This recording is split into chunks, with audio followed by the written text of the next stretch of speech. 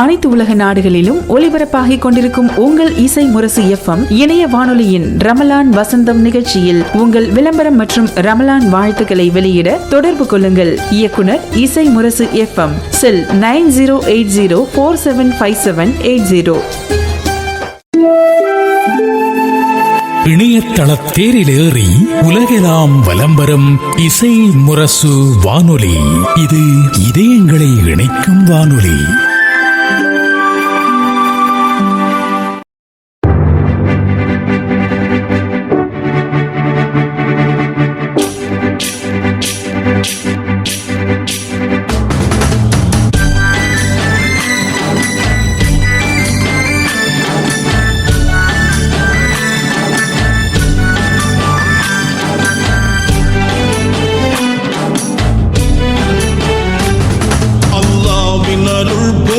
புனிதமான ரமலான், வல்லோனின் வரிசை ரஹ்மத்தெல்லாம் சொரியும் ரமலான். அல்லாஹ்வின் அருள் பொங்கும் புனிதமான ரமலான், வல்லோனின் வரிசை ரஹ்மத்தெல்லாம் சொரியும் ரமலான்.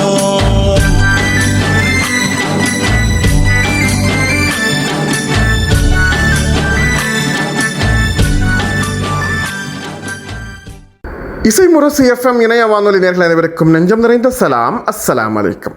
நேயர்கள் அனைவரையும் ரமலான் வசந்தம் 14ஆம் நாள் நிகழ்ச்சிக்கு அன்புடன் வரவேற்றுக் கொள்கிறோம். உலகின் மிகப்பெரிய 2வது மதம் என்று சத்திய மார்க்கமான இஸ்லாம் மிகப்பெரிய அங்கீகாரத்தை பெற்றிருக்கிறது. பல கோடிக்கணக்கான இஸ்லாமியர்களை கொண்டிருக்கும் இந்த சத்திய மார்க்கம் பெருமானார் தோற்றி வைத்தாலும் கூட அதை நபித்தோழர்கள், சஹாபாக்கள், தாபீன்கள், சூஃபிகள், இறைநேசர்கள், ஃபக்கீர்கள் என்று அனைத்து தரப்பினரும் இந்த உலகின் அனைத்து எல்லைகளுக்கும் கொண்டு சென்றார்கள். அப்படி கொண்டு செல்லப்பட்ட சத்திய மார்க்கத் குறித்து நிறைய உரையாடல்கள், மார்க்க விளக்கங்கள், இமாம்களுடைய கருத்துக்கள், கண்ணியமிக்க இமாம்களின் விளக்கங்கள் என்றெல்லாம் நிறைய கேள்விகளுக்கும் உரையாடல்களுக்கும் பல்வேறு விதமான விவகாரங்களுக்கும் பிறகு இந்த மார்க்கத்தை ஏற்றுக்கொண்டவர்களின் சந்ததியர்களாக நாம் வாழலாம். இன்றைக்கு உலகின் மிகப்பெரிய 2வது மார்க்கம் மதம் என்னும் அடையாளத்தை பெற்றிருந்தாலும் கூட இப்படியான இறைவேதம் என்னை வந்து அடைந்திருக்கிறது. இறை தூதராக நான் அங்கீகரிக்கப்பட்டிருக்கிறேன். ஜிப்ரீல் என்னும் வானவர் என்னை சந்தித்தார்.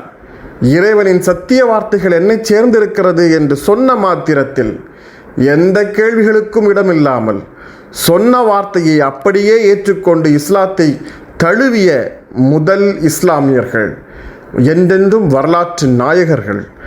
இதோ அந்த வரலாற்று நாயகர்கள் பற்றி முதலில் இஸ்லாத்தை ஏற்றுக்கொண்டோர் என்னும் தலைப்பில் உரை வழங்க கன்னியாகுமரி மாவட்டம் ஆளூர் முஸ்லிம் ஜமாத்தின் செயலாளரும் ஓய்வு பெற்ற மின்வாரிய அலுவலருமான ஹாஜியம் சையது மசூது அவர்கள். இசை முரசு FM நேயர்களுக்கு என் அன்பின் சலாம். அஸ்ஸலாமு அலைக்கும் வரஹ்மத்துல்லாஹி வபரகாத்துஹு. 5 நிமிடம் மதரசா. ரமலான் பிறை 14. இஸ்லாமிய வரலாறு. முதலில் ஈமான் கொண்டோர். நபித்துவம் கிடைத்ததுமே அண்ணல் நபி ஸல்லல்லாஹு அலைஹி வஸல்லம் அவர்கள் இஸ்லாமிய பிரச்சார பணியை தொடங்கினார்கள். அரபு நாட்டில் பல நூற்றாண்டுகளாக இணை வைத்தல் என்னும் பழக்கம் பரவி கிடந்தது. ஆதலால் பகிரங்கமாக இறை செய்தியை மக்களிடம் கொண்டு சேர்ப்பது கடினமே. எனவே அண்ணலார் மறைமுகமாக மக்களுக்கு அழைப்பிடுத்தார்கள். பெண்களில் முதன்முறையாக ஈமான் கொண்டவர் அண்ணலாரின் துன்பத்தில் துணையாக நின்று ஆறுதலும் தேறுதலும் கூறியவர் அன்பு மனைவி ஹதீஜா ரலியல்லாஹு அன்ஹா அவர்கள் ஆவார்கள். ஆண்களில் அபூபக்கர் சித்திக் ரலியல்லாஹு அன்ஹு அவர்கள் கேள்விப்பட்டதும் மறுப்பேதும் கூறாமல் நான் ஏற்றுக்கொண்டேன், உண்மைப்படுத்தினேன் என கூறி ஈமான் கொண்டார்கள். சிறுவரில் அண்ணலாரின் சிறிய தந்தை அபூ தாலிபின் மகன் அலி ரலியல்லாஹு அன்ஹு அவர்களும் ஈமானின் பெயர் பெற்றார்கள். அண்ணலாரின் பாசமிகு பணியாளர் ஸைத் இப்னு ஹாரிஸா ரலியல்லாஹு அன்ஹு அவர்களும் ஈமான் கொண்டார்கள். இந்த 4 பேர்களும் முதல் நாளிலேயே முஸ்லிமானார்கள். அண்ணலாரின் நபித்துவத்திற்கு முந்தைய வாழ்க்கையின் தூய்மைக்கு இந்நான்கு நபர்களும் ஈமான் கொள்ளுதல் தெளிவான சான்றாகும். 2. அண்ணலாரின் அற்புதம். பேரீச்சம் குலை நடந்து வருதல். ஒரு கிராமவாசி நபி ஸல்லல்லாஹு அலைஹி வஸல்லம் அவர்களின் முன் வந்து தங்களை நபியென நான் எப்படி நம்புவது என்று கேள்வி எழுப்பினார். அதற்கு நபி அவர்கள், இதோ இந்த பேரிச்சம் குலை எனது அழைப்பை ஏற்று நடந்து வந்தால் நம்புவீரா என கேட்டார்கள். கிராமவாசியும் ஒப்புக்கொண்டார். உடனே நபி ஸல்லல்லாஹு அலைஹி வஸல்லம் அவர்கள் அந்த குலையை அழைத்ததும் அது மரத்தில் இருந்து இறங்கி அண்ணலாரின் அருகில் வந்தது. பின்னர் அண்ணலாரின் அனுமதி பெற்று மீண்டும் அதே மரத்திற்கே சென்று விட்டது.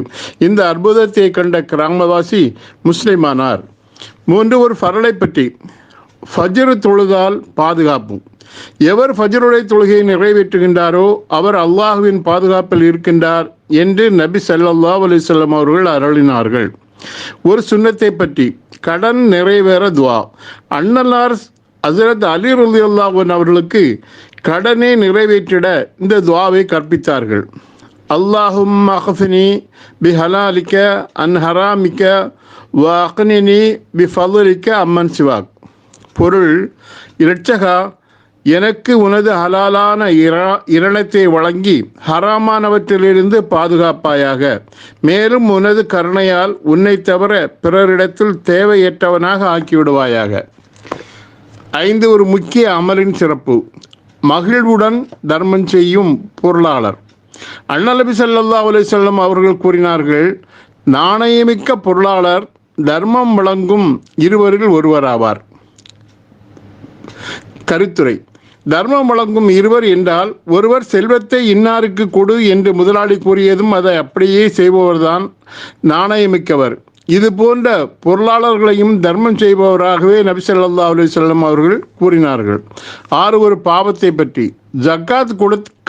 ஜக்காத் கொடுக்காததன் விளைவு. குர்ஆனில் அல்லாஹ் தஆலா கூறுகின்றான், எவர்கள் பொன்னையும் வெள்ளியையும் சேமித்து வைத்துக்கொண்டு அவற்றை அல்லாஹ்வின் பாதையில் செலவிடாது இருக்கின்றார்களோ, நபியே அவர்களுக்கு நோவினை தரும் வேதனை உண்டு என்று கூறுவீராக. அந்த நாளில் நரக நெருப்பில் அந்த பொன்னும் வெள்ளியும் காய்ச்சப்பட்டு அவற்றை கொண்டு அவர்களுடைய நெற்றிகளிலும் விலாப்புறங்களிலும் முதுகுகளிலும் சூடு போடப்படும். இதுதான் நீங்கள் உங்களுக்காக சேமித்து வைத்தது, ஆகவே நீங்கள் சேமித்ததை சுவைத்து பாருங்கள் என்று கூறப்படும். 7 உலகத்தை பற்றி. செல்வமும் குழந்தைகளும் உலக அலங்காரமே. குர்ஆனில் அல்லாஹ் தஆலா கூறுகின்றான், செல்வமும் பிள்ளைகளும் இவ்வுலக வாழ்க்கையின் அலங்காரங்களே ஆகும் என்றும் நிலைத்து நிற்கக்கூடிய நற்செயல்களே உம்முடைய இறைவனிடத்தில் மர்மையின் நற்பேற்றுக்கு நன்மையாகும், ஆதரவு வைப்பதாலும் சிறந்தவையாகும். எனவே நற்காரியங்கள் செய்வதற்கு மிக முயற்சி செய்ய வேண்டும். மேலும் அதற்காக கிடைக்கவிருக்கும் நன்மைகள் மீது ஆதரவு வைக்க வேண்டும். 8 மறுமையை பற்றி. நரகத்தின் வெட்பம். ஹஸரத் ஜிப்ரீல் அலைஹிஸ்ஸலாம் அவர்கள் நபி அவர்களிடம் கூறியதாக உமர் ரலியல்லாஹு அன்ஹு அவர்கள் அறிவிக்கின்றார்கள், எவன் உங்களை சத்தியத்துடன் அனுப்பினானோ அந்த அல்லாஹுவின் மீது ஆணையாக ஒரு ஊசியின் காதளவு துவாரத்தை நரகத்தில் ஏற்படுத்திவிட்டால் அதிலிருந்து வெளிவரும் வெப்பத்தால் மண்ணுலகம் மாண்டுவிடும். நபி வழி மருத்துவம். ஜிப்ரீல் அலைஹிஸ்ஸலாம் துவாவினால் சிகிச்சை. அண்ணல் நபி ஸல்லல்லாஹு அலைஹி வஸல்லம் அவர்களின் உடல் நலம் குன்றிய போது ஜிப்ரீல் அலைஹிஸ்ஸலாம் அவர்கள் இந்த துவாவை ஊதியதாக அன்னை ஆயிஷா ரலியல்லாஹு அன்ஹா அவர்கள் அறிவிக்கின்றார்கள். பிஸ்மில்லாஹி யுப்ரீக வமின் குல்லி தாயின் யஸ்ஃபீக வமின் ஷர்ரி ஹாசிதின் இதா ஹசத வ ஷர்ரி குல்லி தி ஐன். 10 அண்ணலாரின் அறிவுரை. அண்ணலார் கூறினார்கள், ஒருபோதும் பொய் பேசாதீர்கள். பொய் பேசும் பழக்கம் மனிதனை தீய வழிகளில் ஈடுபடுத்திவிடும். தீய வழியோ நரகத்தில் கொண்டு சேர்த்துவிடும்.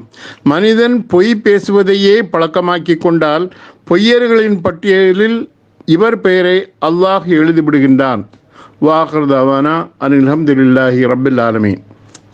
பள்ளிவாசல்களுக்கு தேவையான கார்பெட்டுகள் வாங்கிட வருகை தாருங்கள் தாஜ் ட்ரேடர்ஸ் சென்னை. பள்ளிவாசல் கார்பெட்டுகளுக்காக அமைக்கப்பட்டிருக்கும் தனி பெரும் ஷோரூம் தாஜ் ட்ரேடர்ஸ் சென்னை. உயர்ந்த தரத்தில் நவீன வடிவமைப்பில் புத்தம் புதிய டிசைன்களில் விதவிதமான கார்பெட்டுகள் வாங்கிட தமிழகத்தின் பிரம்மாண்ட ஷோரூம் தாஜ் ட்ரேடர்ஸ் சென்னை. பள்ளிவாசல் பணிக்காக மொத்த விலைக்கே சில்லறை விற்பனை செய்யும் தமிழகத்தின் முன்னணி carpet showroom Taj traders Chennai. உங்கள் பகுதிக்கே நேரில் வந்து கார்பெட் அமைத்து தருகிறோம். வாட்ஸ்அப் ஆப் மூலம் ஆர்டர் செய்யும் வசதியும் உண்டு. தொடர்புக்கு தாஜ் ட்ரேடர்ஸ், காந்தி நகர், கரம்பாக்கம், போரூர், சென்னை.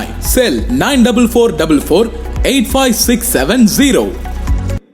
இஸ்லாமிய வட்டார வழக்கு பாடல்களில் நாட்டார் இஸ்லாமிய பாடல்கள் மட்டுமின்றி அரபு தமிழ் கலப்பில் உருவான பாடல்களும் இருந்தது. அப்படியான பாடல்கள் நம் முன்னோர்கள் மூதாதையர்களின் வாய்மொழி பாடல்களாக இருந்தது. இஸ்லாமிய ஊர்களுக்குள்ளால் விலகி கிடந்த பண்பாட்டு கலப்பு பாடல்களாக இருந்தது. அவற்றை நவீன இசைக்கோர்ப்புக்கு கொண்டு வந்து ரமலான் பூக்கள் இசை வடிவத்தில் தந்திருக்கிறார் தக்கலை தாஹிர் அவர்கள். இதோ இறைவனை புகழ்ந்து பாடும் அப்படி அரபு தமிழ் கலந்த ஓர் அழகிய பாடல், அழகே அசதே ஆண்டவா, தக்கலை தாஹிர் குரலில்.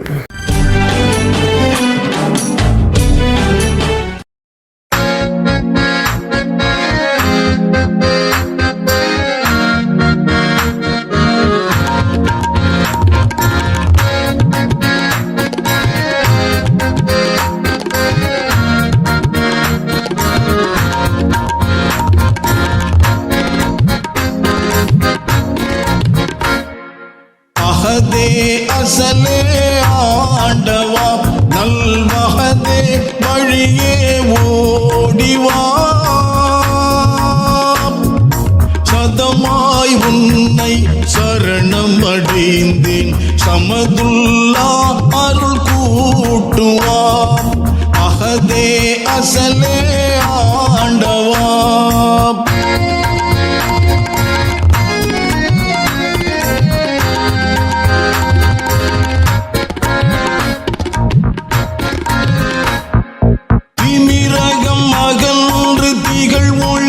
சிந்து திகிர்தியன நின்ற தெளிவும் நீ, தீங்கு பழுதுகள் போக்குவாய், சரணமடைந்தேன் பாதமே, அஹதே அசலே ஆண்டவா.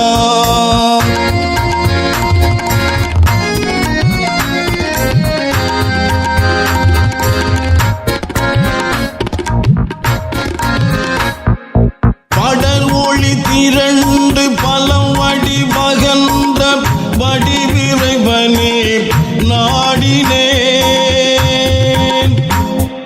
மகிழ்ந்தருள் கூட்டு நாயனே, சரணமடைந்தேன் பாதமே, அஹதே அசலே ஆண்டவா.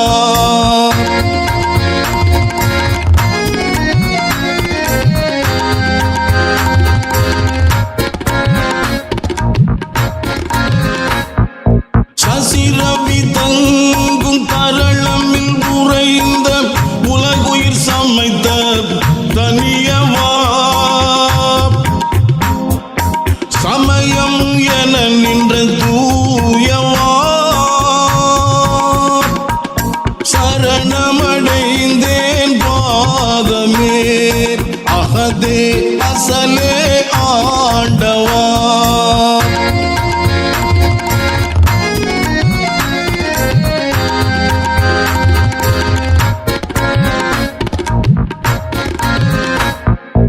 ஏந்திய கைகள் நிறைந்து நிரம்ப இறங்கி அருளும் யாரம்பே,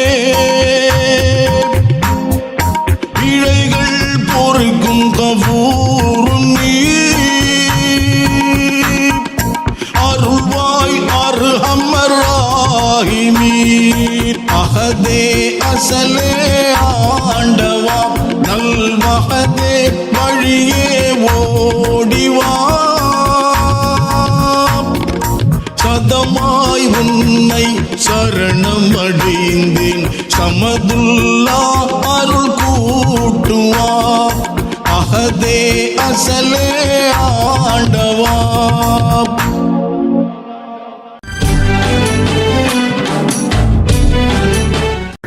நேரத்தை பற்றி இரண்டு விதமாக பேசுபவர்கள் நம்மிடையே உண்டு. ஒன்று, எனக்கு இது போராத நேரம் என்று சொல்பவர்கள். இன்னொரு தரப்பு, நேரம் போதாமை என்று சொல்லக்கூடியவர்கள். நம் வீட்டில், நம் அலுவலகத்தில் நம்மோடு பயணிப்பவர்களில் சிலரிடம் எந்த வேலையை கொடுத்தாலும் இந்த வேலையை செய்ய எனக்கு இப்போ நேரமில்லை என்று சொல்வார்கள். இதை பார்க்கறதுக்கு எனக்கு இப்போ டைம் இல்லை என்று சொல்வார்கள். எல்லோருக்கும் பொதுவாகத்தான் 24 மணி நேரத்தை இறைவன் ஒரு நாள் பொழுதாக தந்திருக்கிறார். சிலருக்கு எல்லா வேலைகளையும் செய்வதற்கு நேரம் இருக்கிறது. வீட்டு வேலை, அலுவலக வேலை, சமுதாய பொறுப்புகள், பணிகள், கல்வி பணிகள் எல்லாவற்றையும் செய்வதற்கு 24 மணி நேரத்தில் பொழுது இருக்கிறது. சிலருக்கு ஒரு குறிப்பிட்ட பொறுப்பை மட்டும் நிறைவேற்றுவதற்கும் அவர் சார்ந்த பணிகளை செய்வதற்கும் கூட பொழுதில்லாமல் போகிறது. ஏன் இந்த வேறுபாடு என்றால் நேரத்தை கையாள தெரியவில்லை என்பதுதான் உண்மை. காலம் பொன் போன்றது என்பது தவறான பழமொழி. காலம் உயிர் போன்றது என்பதே சரியான பழமொழி. ஏனென்றால் காலத்தை ஒரு முறை வீணடித்து விட்டால் திரும்ப அதை பெறவே முடியாது என்பதுதான் உண்மை. இதோ நேரத்தை வெல்லலாம் என்னும் தலைப்பில் ஒரு வாழ்வியல் வழிகாட்டுதலுடன் கூடிய உரையை தருவதற்காக மிகச்சிறந்த உளவியல் ஆலோசகரும் வாழ்வியல் பயிற்றுனருமான சுவேரியா சிராஜுதீன் அவர்கள் காலம் குறித்து மேலாண்மை சார்ந்த கருத்துக்களை நம்மோடு பகிர்ந்து கொள்ள வருகிறார்.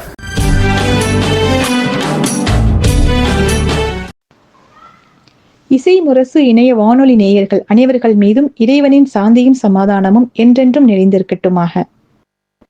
தொடர்ந்து 5வது ஆண்டாக ரமலான் வசந்தம் என்ற இந்த பல்சுவை நிகழ்ச்சி எல்லாராலையும் விரும்பி கேட்கக்கூடிய விதத்துல நிறைய விஷயங்களை டாக்டர் அஸ்கர் சார் அவர்கள் ரொம்ப அழகான முறையில கொடுத்துக்கிட்டு இருக்காங்க.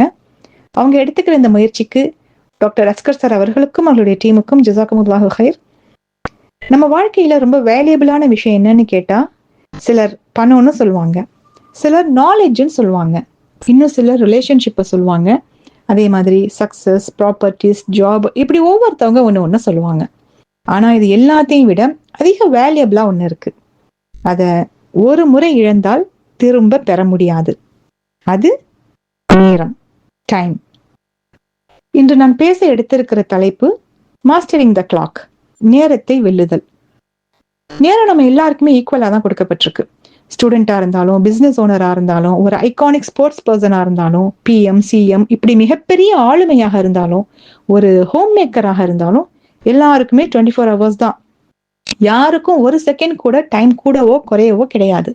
சாதாரண மக்களுக்கும் மிகப்பெரிய சாதனையாளர்களுக்கும் உள்ள வித்தியாசம் அவங்க படிப்புலையும், திறமையிலையும், முயற்சியிலையும் மட்டும் இல்ல, இறைவன் நமக்கு அருட்கொடையாக தந்த 24 மணி நேரத்தை எப்படி யூஸ் பண்றாங்க அப்படிங்கிறதுலையும் இருக்கு. சாதாரண மக்கள் டைமை மேனேஜ் பண்ணுவாங்க. ஆனா சக்சஸ்ஃபுல் பீப்புள் அவங்களுக்கு கிடைச்சிருக்கிற நேரத்திற்குள்ளாக தங்களை மேனேஜ் பண்ணிக்கிறாங்க. இதுதான் டிஃப்ரென்ஸ். டைம் ஓடிக்கிட்டே தானே இருக்கும். நம்ம என்ன பண்ணினாலும் பண்ணலைனாலும் யாருக்காகவும் அது நிற்காது இல்லையா?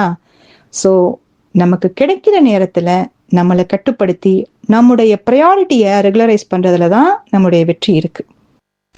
எப்படி ரெகுலரைஸ் பண்றதுன்னு பார்த்தோம்னா, அதுக்கு ஒரு சில ப்ராக்டிக்கல் ஸ்டெப்ஸை ஃபாலோ பண்ணலாம். Number 1, awareness. நம்ம நேரம் எப்படிலாம் வேஸ்டா போகுதுன்னு ஃபர்ஸ்ட் நம்ம ஐடென்டிஃபை பண்ணணும். நம்மில் பலர் எனக்கு டைம் இல்லை டைம் இல்லை டைம் இல்லைன்னு சொல்லிக்கிட்டே இருப்போம். ஆனா ஆனஸ்டா பார்த்தோம்னா மொபைல், டிவி, வீண் பேச்சுக்கள் பேசுறது, ஃபோன் கால்ஸ், அப்புறம் இம்பார்ட்டன்ஸ் இல்லாத விஷயங்களை கவனம் செலுத்துறதுன்னு இப்படி நிறைய தேவையில்லாத விஷயங்கள்ல நம்ம டைம் நமக்கு பிரயோஜனமே இல்லாம டிஸப்பியர் ஆகும். அதை ஃபர்ஸ்ட் ஐடென்டிஃபை பண்ணணும். டெய்லியும் நைட்டு தூங்க போறதுக்கு முன்னாடி உங்ககிட்ட ஒரு கொஸ்டின் கேட்டுக்கங்க. இன்னைக்கு என்னோட டைமை சரியான விஷயத்துக்கு தான் நான் ஸ்பெண்ட் பண்ணியிருக்கேனா அப்படின்னு. ஏன்னா இந்த அவேர்னஸ் தான் first step to control our time. அடுத்தது urgent and important. Stephen Covey எழுதிய 7 Habits of Highly Effective People அப்படிங்கிற புக்ல அவர் முக்கியமான ஒரு பாடத்தை சொல்லியிருக்காரு. நம்ம செய்யற வேலைகளை அவசரம் மற்றும் அவசியம் அடிப்படையில பிரிக்கலாம்னு சொல்றாரு. அதுல ஒரு முக்கியமான பாயிண்ட் என்னன்னு பார்த்தோம்னா, அவசரம் இல்லை ஆனால் அவசியம். சக்சஸ்ஃபுல் பீப்புள் அதிக நேரம் ஃபோக்கஸ் பண்ற ஏரியா இந்த பாயிண்ட் தான். இது லாங் டேர்ம்க்கு பெனிஃபிட்ஸ் கொடுக்குது. உதாரணமா பார்த்தோம்னா, பிளானிங், எக்ஸசைஸ், புதுசா ஏதாவது ஸ்கில்ஸை லேர்ன் பண்ணிக்கிறது, உறவுகளை மேம்படுத்திக்கிறது, முன்னெச்சரிக்கையா நம்ம பண்ண வேண்டிய நடவடிக்கைகள், இந்த மாதிரியான விஷயங்களை நம்ம கேர் பண்ணி கொஞ்சம் டைம் ஸ்பெண்ட் பண்ணி கவனமாக பண்ணும்போது ப்ரெசன்ட்லையும் ஃபியூச்சர்லையும் நம்ம லைஃப் பெட்டராக இருக்கும், பேலன்ஸ்டாக இருக்கும்னு சொல்கிறாரு. மூணாவதா நம்ம இங்கே சொல்றது focus is the real power. இப்பெல்லாம் கவனத்தோட ஒரு விஷயத்தை பண்ணுறதுங்கிறது ரொம்ப ரேராக போச்சு. Because we have many distractions.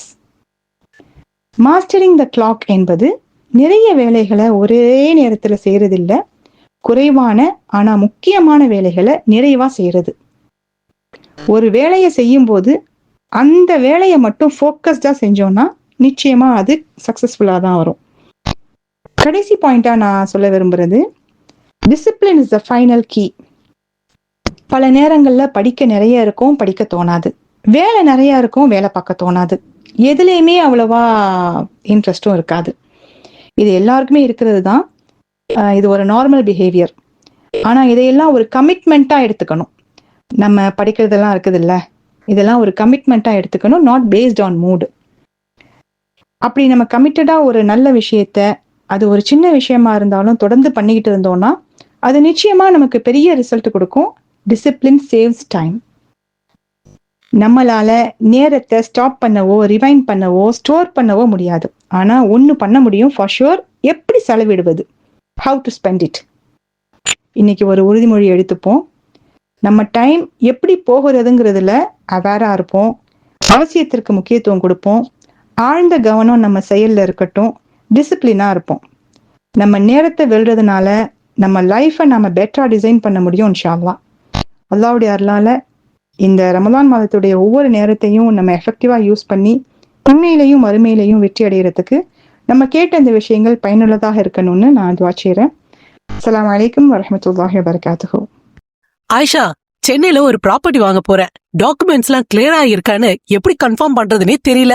அதுக்கு நீ லீகலைசி கன்சல்டன்சிய தான் அப்ரோச் பண்ணணும். புரோக்கர் சொல்றதெல்லாம் உண்மையா இருக்குமா? புரோக்கர் சொல்றதெல்லாம் எந்த அளவுக்கு உண்மையா இருக்கும்னு தெரியல. ஆனா லீகலைசில சொத்து ஆவணங்களை சரி பார்த்து தேவையான எல்லா பெர்மிஷன்ஸையும் வெரிஃபை செஞ்சுட்டு அதுல வில்லங்கு இருக்கா இல்லையான்னு கரெக்டா கைட் பண்ணுவாங்க. நான் இப்போ வெளிநாட்டுல இருக்கேன். தமிழ்நாட்டு ப்ராப்பர்ட்டி விஷயங்களை ஹேண்டில் பண்ண முடியுமா? அதான் அவங்களோட ஸ்ட்ரென்த். என்ஆர்ஐக்கு டெடிகேட்டட் சப்போர்ட், யுஏஇல தனி ஆபீஸ் கூட இருக்கு. நீ கால் பண்ணலாம், அப்படி இல்லனா வாட்ஸ்அப்லயும் பேசலாம். அப்போ பையிங்கோ செல்லிங்கோ சேஃபா இருக்குமா? Absolutely. Clear advice, transparent process, hidden risk எதுவுமே மிஸ் ஆகாது. இப்பவே www.legalicy.com போங்க அல்லது கால் அல்லது வாட்ஸ்அப் பண்ணுங்க 7358878575. லீகலைசி கன்சல்டன்சி, சொத்து வாங்கவும் விற்கவும் சட்டப்படி பாதுகாப்புக்கான வழி. ஓடி விளையாடு பாப்பா, நீ ஓய்ந்திருக்கலாகாது பாப்பா, மாலை முழுவதும் விளையாட்டு என்று பழக்கப்படுத்திக் கொள்ளு பாப்பா என்று பாரதி பாப்பாவுக்கு சொன்னார்.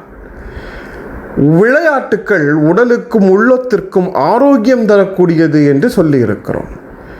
இப்போது எந்த விளையாட்டு என்று அவற்றை வேறுபடுத்தி பிள்ளைகளுக்கு சொல்லும் தேவை உருவாகி இருக்கிறது.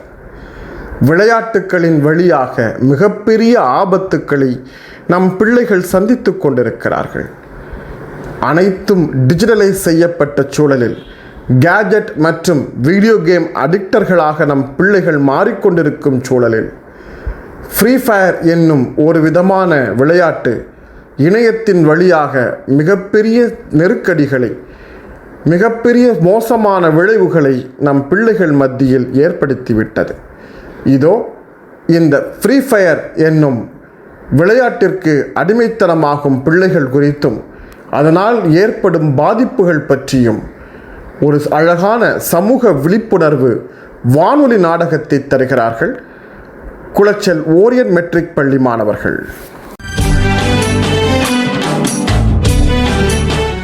அனைவருக்கும் வணக்கம். ஓரியன்ட் மெட்ரிக் பள்ளி மாணவிகள் Hamna 6th A, Fathima நௌரா 6th A, Muslima Nafsi 6th A, Hadiya Mariyam 6th A, மன்கா மேனஸ் 7th A, Ruveda 7th A, Aathira 8th A இணைந்து நடத்தும் ஃப்ரீ ஃபயர் என்ற இணையதள விளையாட்டினால் ஏற்படும் தீங்கு பற்றிய நாடகம் இதோ உங்களுக்காக. கைபேசி ஒரு அமைதியான விஷயம். வாழ்க்கை கடவுளிடமிருந்து கிடைத்த ஒரு அழகான பரிசு. அதை நாம் மதிக்க வேண்டும். ஆனால் இப்போதெல்லாம் குழந்தைகள் தங்கள் விலைமதிப்பற்ற நேரத்தை சமூக ஊடகங்களில் ஈடுபடுத்துகின்றார்கள். சூரியனில் உள்ள வண்ணங்கள் ஒரு சிறிய கைபேசிக்குள் தொலைத்துவிட்டன. கைபேசி ஒரு முட்டாள்தனமான பெட்டி மட்டுமே, ஆனால் வெற்றிகரமான வாழ்க்கையின் நிறமாலை. மனித உறவு, நட்பு, அன்பு மற்றும் இயற்கையில் உண்மையான வண்ணங்களில் உள்ள வாழ்க்கை அனைத்தும். சனா சனா, நான் எவ்வளவு நேரமாக உன்னை அழைக்கிறேன். என் அழைப்பு உன் காதில் விழவில்லையா? ஒருபோதும் பதிலளிக்கவில்லை. என்ன செய்கிறாய்? அம்மா, தயவு செய்து தொந்தரவு செய்யாதீங்க. நான் ஃப்ரீ ஃபயர் விளையாடுகிறேன். உன் மனம் ஒருபோதும் ஏன் நிம்மதியாக இல்லை? நீ என்ன நினைக்கிறாய்? அந்த கைபேசியை என்னிடம் கொடு. அம்மா, தயவு செய்து கைபேசியை கேட்காதீங்க. நான் விளையாட வேண்டும் அம்மா. சரி சரி, சிறிது நேரத்தில் கைபேசியை என்னிடம் தர வேண்டும். நான் வென்று விட்டேன். கைபேசி என்னிடம் இருந்தால்தான் நான் வெற்றி பெறுகிறேன். சனா, வா, காய்கறி வாங்க கடைக்கு செல்வோம். சரி, வருகிறேன். ஆனால் என்னிடம்தான் கைபேசியை தர வேண்டும்.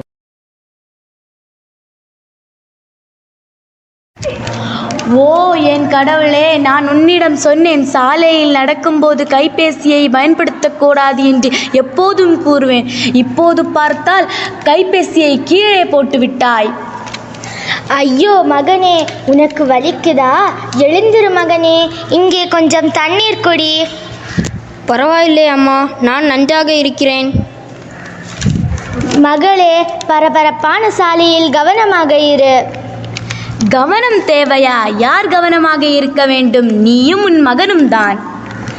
இல்லை இல்லை, நான் உங்கள் மகளை குறை கூறவில்லை. நீங்கள் அவளை மிரட்ட வேண்டாம். செல்போன் உடைந்ததற்காக பணத்தை தாருங்கள்.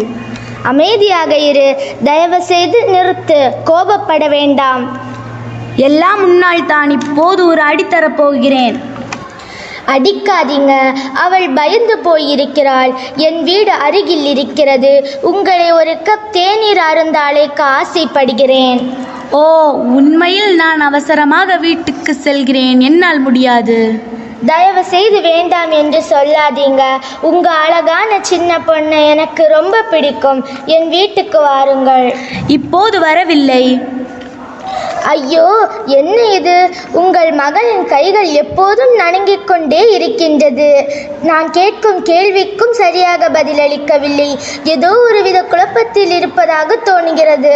தாமதமின்றி ஒரு மருத்துவரின் ஆலோசனையை பெறுவது நல்லது என்று நினைக்கிறேன். நர்ஸ், தயவு செய்து என் மகளை பாருங்கள். அவள் எப்போதும் கைபேசியில் ஃப்ரீ ஃபயர் விளையாடுகிறாள். இப்போது அவளுக்கு உடல்நிலை சரியில்லை. கவலைப்படாதே. என்ன நடந்தது? நான் நள்ளிரவில் ஃப்ரீ ஃபயர் விளையாடுவேன். இப்போது என் கண்கள் வலிக்கின்றன, என் தலையும் வலிக்கின்றன. அவள் இப்போது இரவு உணவை தவிர்க்கிறாள். இது நல்லதல்ல. அதிகமான மொபைல் விளையாட்டு மன அழுத்தம், கண் சிரமம், தூக்கமின்மை ஏற்படுத்துகிறது. அதனால் தான் போட்டியில் வென்றுவிட்டேன். வெற்றி பெறுவது நல்லது, ஆனால் உங்கள் ஆரோக்கியம் மிக முக்கியமானது. நான் இப்போது என்ன செய்ய வேண்டும்? நாம் இப்போது மருத்துவரை அணுகுவோம். உங்கள் மகளுக்கு என்ன பிரச்சனை? டாக்டர், அவள் எல்லா நேரத்திலும் தன் கைபேசியை பார்க்கிறாள். இதனால் அவளுக்கு தலைவலி மற்றும் அவளுடைய கண்கள் எரிகின்றன. தினமும் எத்தனை மணி நேரம் விளையாடுகிறாய்? சுமார் 6 முதல் 7 மணி நேரம். சில சமயம் தரவரிசையில் இடம்பெறுவதற்காக போட்டிக்கான விளையாட்டும் விளையாடுவேன். பாருங்கள் டாக்டர், அவள் நள்ளிரவில் கூட விளையாடுகிறாள். அது மிகவும் ஆரோக்கியமற்றது. நான் பரிசோதிக்கிறேன். டாக்டர், என் மகளுக்கு என்ன தவறாக இருக்கிறது? இதை சொல்வதற்கு மிகவும் வருந்துகிறேன். அவள் மூளை பாதிப்பு அடைந்திருக்கின்றது. அவளால் ஒரு சாதாரண அழைப்பிற்கும் பதிலளிக்க முடியவில்லை. உங்கள் மகளின் கைபேசி மோகம் அவள் வாழ்க்கையில் சோகத்தை ஏற்படுத்தி இருக்கிறது. டாக்டர், தயவு செய்து என் மகளை காப்பாற்றுங்கள். நான் எவ்வளவு வேண்டுமானாலும் செலவழிக்க முடியும். உங்கள் மகளுக்கு நீங்கள் கொடுக்கக்கூடிய மதிப்புமிக்க பரிசு பணம் அல்ல, அவள் குணம் அடைவதற்கான உங்கள் மதிப்புமிக்க நேரம். உங்கள் மகளின் கைபேசியை உங்கள் அன்பால் மாற்றுங்கள். அவளுடன் நேரத்தை செலவிடுங்கள். படுக்கை நேர கதை சொல்லுதல், நீண்ட நடைப்பயிற்சி, அவளுடைய நண்பர்களுடன் பேசுதல், விளையாடுதல் மற்றும் புத்தகங்களை படித்தல். சரி டாக்டர், அவளை குணப்படுத்துங்கள். என் மகளை காப்பாற்றுங்கள். நான் இப்போது அவளுடைய நல்ல தூக்கத்திற்காக மருந்து கொடுக்கிறேன். அவளுடைய மனம் நன்றாக ஓய்வெடுக்க மருந்து வேண்டும். நாம் கடவுள் இறைவனால் அற்புதங்கள் செய்ய முடியும் என்று பிரார்த்தனை செய்வோம். நன்றி மருத்துவரே. மாணவர்களே, ஃப்ரீ ஃபயர் என்பது நாமே ஃப்ரீயாக சென்று நம் உடலுக்கு தேவையில்லாத ஃபயரை ஏற்றி நம் உடலை புண்ணாக்குகிறோம். அதனால் துன்பப்படுவது நாம் மட்டும்தான். தயை கூர்ந்து நாம் இது போன்ற இணையதள விளையாட்டினை தவிர்ப்போம். நூலகத்தை நாடுவோம், அறிவை விரிவு செய்வோம். நன்றி. உலக தமிழ் நெஞ்சங்களுக்கு இனிய ரமலான் நல்வாழ்த்துக்களை தெரிவித்துக் கொள்வது முகபத் பிளஸ் பார்மசி, சுபைதா பிரசவ லேகியம், அத்திக்கடை, திருவாரூர் மாவட்டம். பெண்களுக்கு பிரசவத்தினால் ஏற்படும் ஆரோக்கிய இழப்புகளை ஈடு செய்வதோடு உடல் சோர்வை குறைத்து சுறுசுறுப்பை ஏற்படுத்தும். குழந்தைகளுக்கு தாய்ப்பால் அதிகம் சுரக்கச் செய்கிறது. தமிழகம் முழுவதும் மாதந்தோறும் மருந்துகள் மற்றும் பிரசவ லேகியம் தேவை உடையவர்களுக்கு கொரியர் மூலம் அனுப்பி வைக்கப்படும். தொடர்பு எண் 9965278907. ரமலானின் ஒவ்வொரு பத்திற்கும் தனித்துவமான நன்மைகள் இருக்கிறது, தனித்துவமான சிறப்புகள் இருக்கிறது. அதிலும் 2ஆம் பத்திற்கு அதிமுக்கியத்துவம் இருக்கிறது. ஏனென்றால் பாவங்கள் மன்னிக்கப்படும் பத்தாகவும் கோரிக்கைகள் ஏற்கப்படும் பத்தாகவும் இருக்கிறது. இந்த ரமலான் மாதத்தின் சிறப்பை சொல்ல வடக்கு சுரங்குடி மொஹல்லாவைச் சேர்ந்த ஆயிஷா மரியம் மாணவி இதோ நம்மோடு இணைகிறார். அஸ்ஸலாமு அலைக்கும் வரஹ்மத்துல்லாஹி வபரகாத்துஹு. இன்று நான் ரமலான் மாதத்தின் சிறப்பை பற்றி ஒரு சில வரிகள் கூற வந்துள்ளேன். அல்லாஹு ரப்புல் ஆலமீன் மாதங்களை 12ஆக ஆக்கினான். அதில் விசேஷமான அல்லாஹ்வின் அருள் வளமும் பர்க்கத்தும் பொருந்திய மாதமாக ஒரு மாதத்தை தேர்ந்தெடுத்தான். அந்த மாதம்தான் ஷஹ்ரு ரமலான், ரமலான் மாதம். இது அல்லாஹுடைய அருள் பொருந்திய மாதம். இந்த ரமலானுடைய மாதத்தில் தான் அவனுடைய புத்தகமாகிய அல் குர்ஆனை அல்லாஹ் இறக்கினான். இந்த தெளிவான வேதத்தை பரக்கத் பொருந்திய ஒரு இரவில் அல்லாஹ் இறக்கினான். அல்லாஹ் குர்ஆனில் சொல்கிறான், ஹாமீம் வல் கிதாபில் முபீன் இன்னா அன்ஸல்னாஹு ஃபீ லைலத்தில் முபாரகா. அல்லாஹ் இந்த தெளிவான வேதத்தை பரக்கத் பொருந்திய ஒரு இரவில் இறக்கினான். அல்லாஹ் சொல்கிறான், அந்த இரவு என்ன? இன்னா அன்ஸல்னாஹு ஃபீ லைலத்தில் கத்ர். அந்த இரவு தான் லைலத்துல் கத்ருடைய இரவு. சூரா பக்ராவில் 185வது வசனத்தில் அல்லாஹ் கூறுகிறார், ஷஹ்ரு ரமலான் அல்லதி உன்சில ஃபீஹில் குர்ஆன். அல்லாஹுடைய புத்தகமாகிய குர்ஆனை தேர்ந்தெடுத்த மாதம் ஷஹ்ரு ரமலான். யாரெல்லாம் இந்த ரமலான் மாதத்தை அடைகிறார்களோ அவர்கள் நோன்பு நோட்கட்டும் என்று அல்லாஹ் கட்டளையிடுகிறார். இந்த ரமலானுடைய மாதத்தில் பல இரவுகளில் ஒரு இரவை அல்லாஹ் தேர்ந்தெடுத்தான்.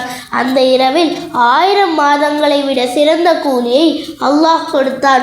இந்த ரமலானுடைய மாதம் வந்தால் ஸல்லல்லாஹு அலைஹி வஸல்லம் சொல்வார்கள், அத்தாஉக்கும் ரமலான். சஹாபாக்களிடம் சொல்வார்கள், உங்களிடத்திலே இந்த ரமலானுடைய மாதம் வந்திருக்கிறது. அது எப்படிப்பட்டது? ஷஹ்ருல் முபாரக். இந்த 2 வார்த்தைகள் போதும். இது ஒரு பரக்கத் பொருந்திய மாதம்.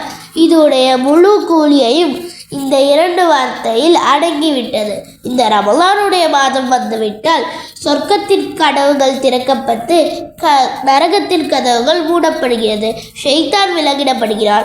யார் அல்லாஹுடைய பாதையில் ஒரு நாள் நோன்பு நோட்கப்பட்டாரோ அவருடைய முகத்தில் அல்லாஹ் 1000 ஆண்டுகள் நரகத்திலிருந்து பாதுகாக்கப்படுகிறார். ஸல்லல்லாஹு அலைஹி வஸல்லம் சொன்னார்கள், சொர்க்கத்திலே 8 வாசல்கள் உள்ளது. அதிலே நோன்பாளிகள் ரய்யான் எனும் வாசல் வழியாக நுழைவர். ரமலான் மாதம் நோக்கும் நோன்பின் கூலியை நானே தருகிறேன் என்று அல்லாஹ் கூறுகிறான். ஆகவே ரமலானை அடைவது அல்லாஹ்வின் மிகப்பெரிய அருள். ஆகவே இந்த ரமலான் மாதத்தின் சிறப்பை அறிந்து நேரத்தை வீணாக்காமல் இபாதத்தில் ஈடுபட்டு அல்லாஹ்வின் அருளை பெறுவோமாக. ஆமீன் ஆமீன் யா ரப்பல் ஆலமீன் என்று கூறி எனது உரையை முடித்துக் கொள்கிறேன். அஸ்ஸலாமு அலைக்கும் வரஹ்மத்துல்லாஹி வபரகாத்துஹு.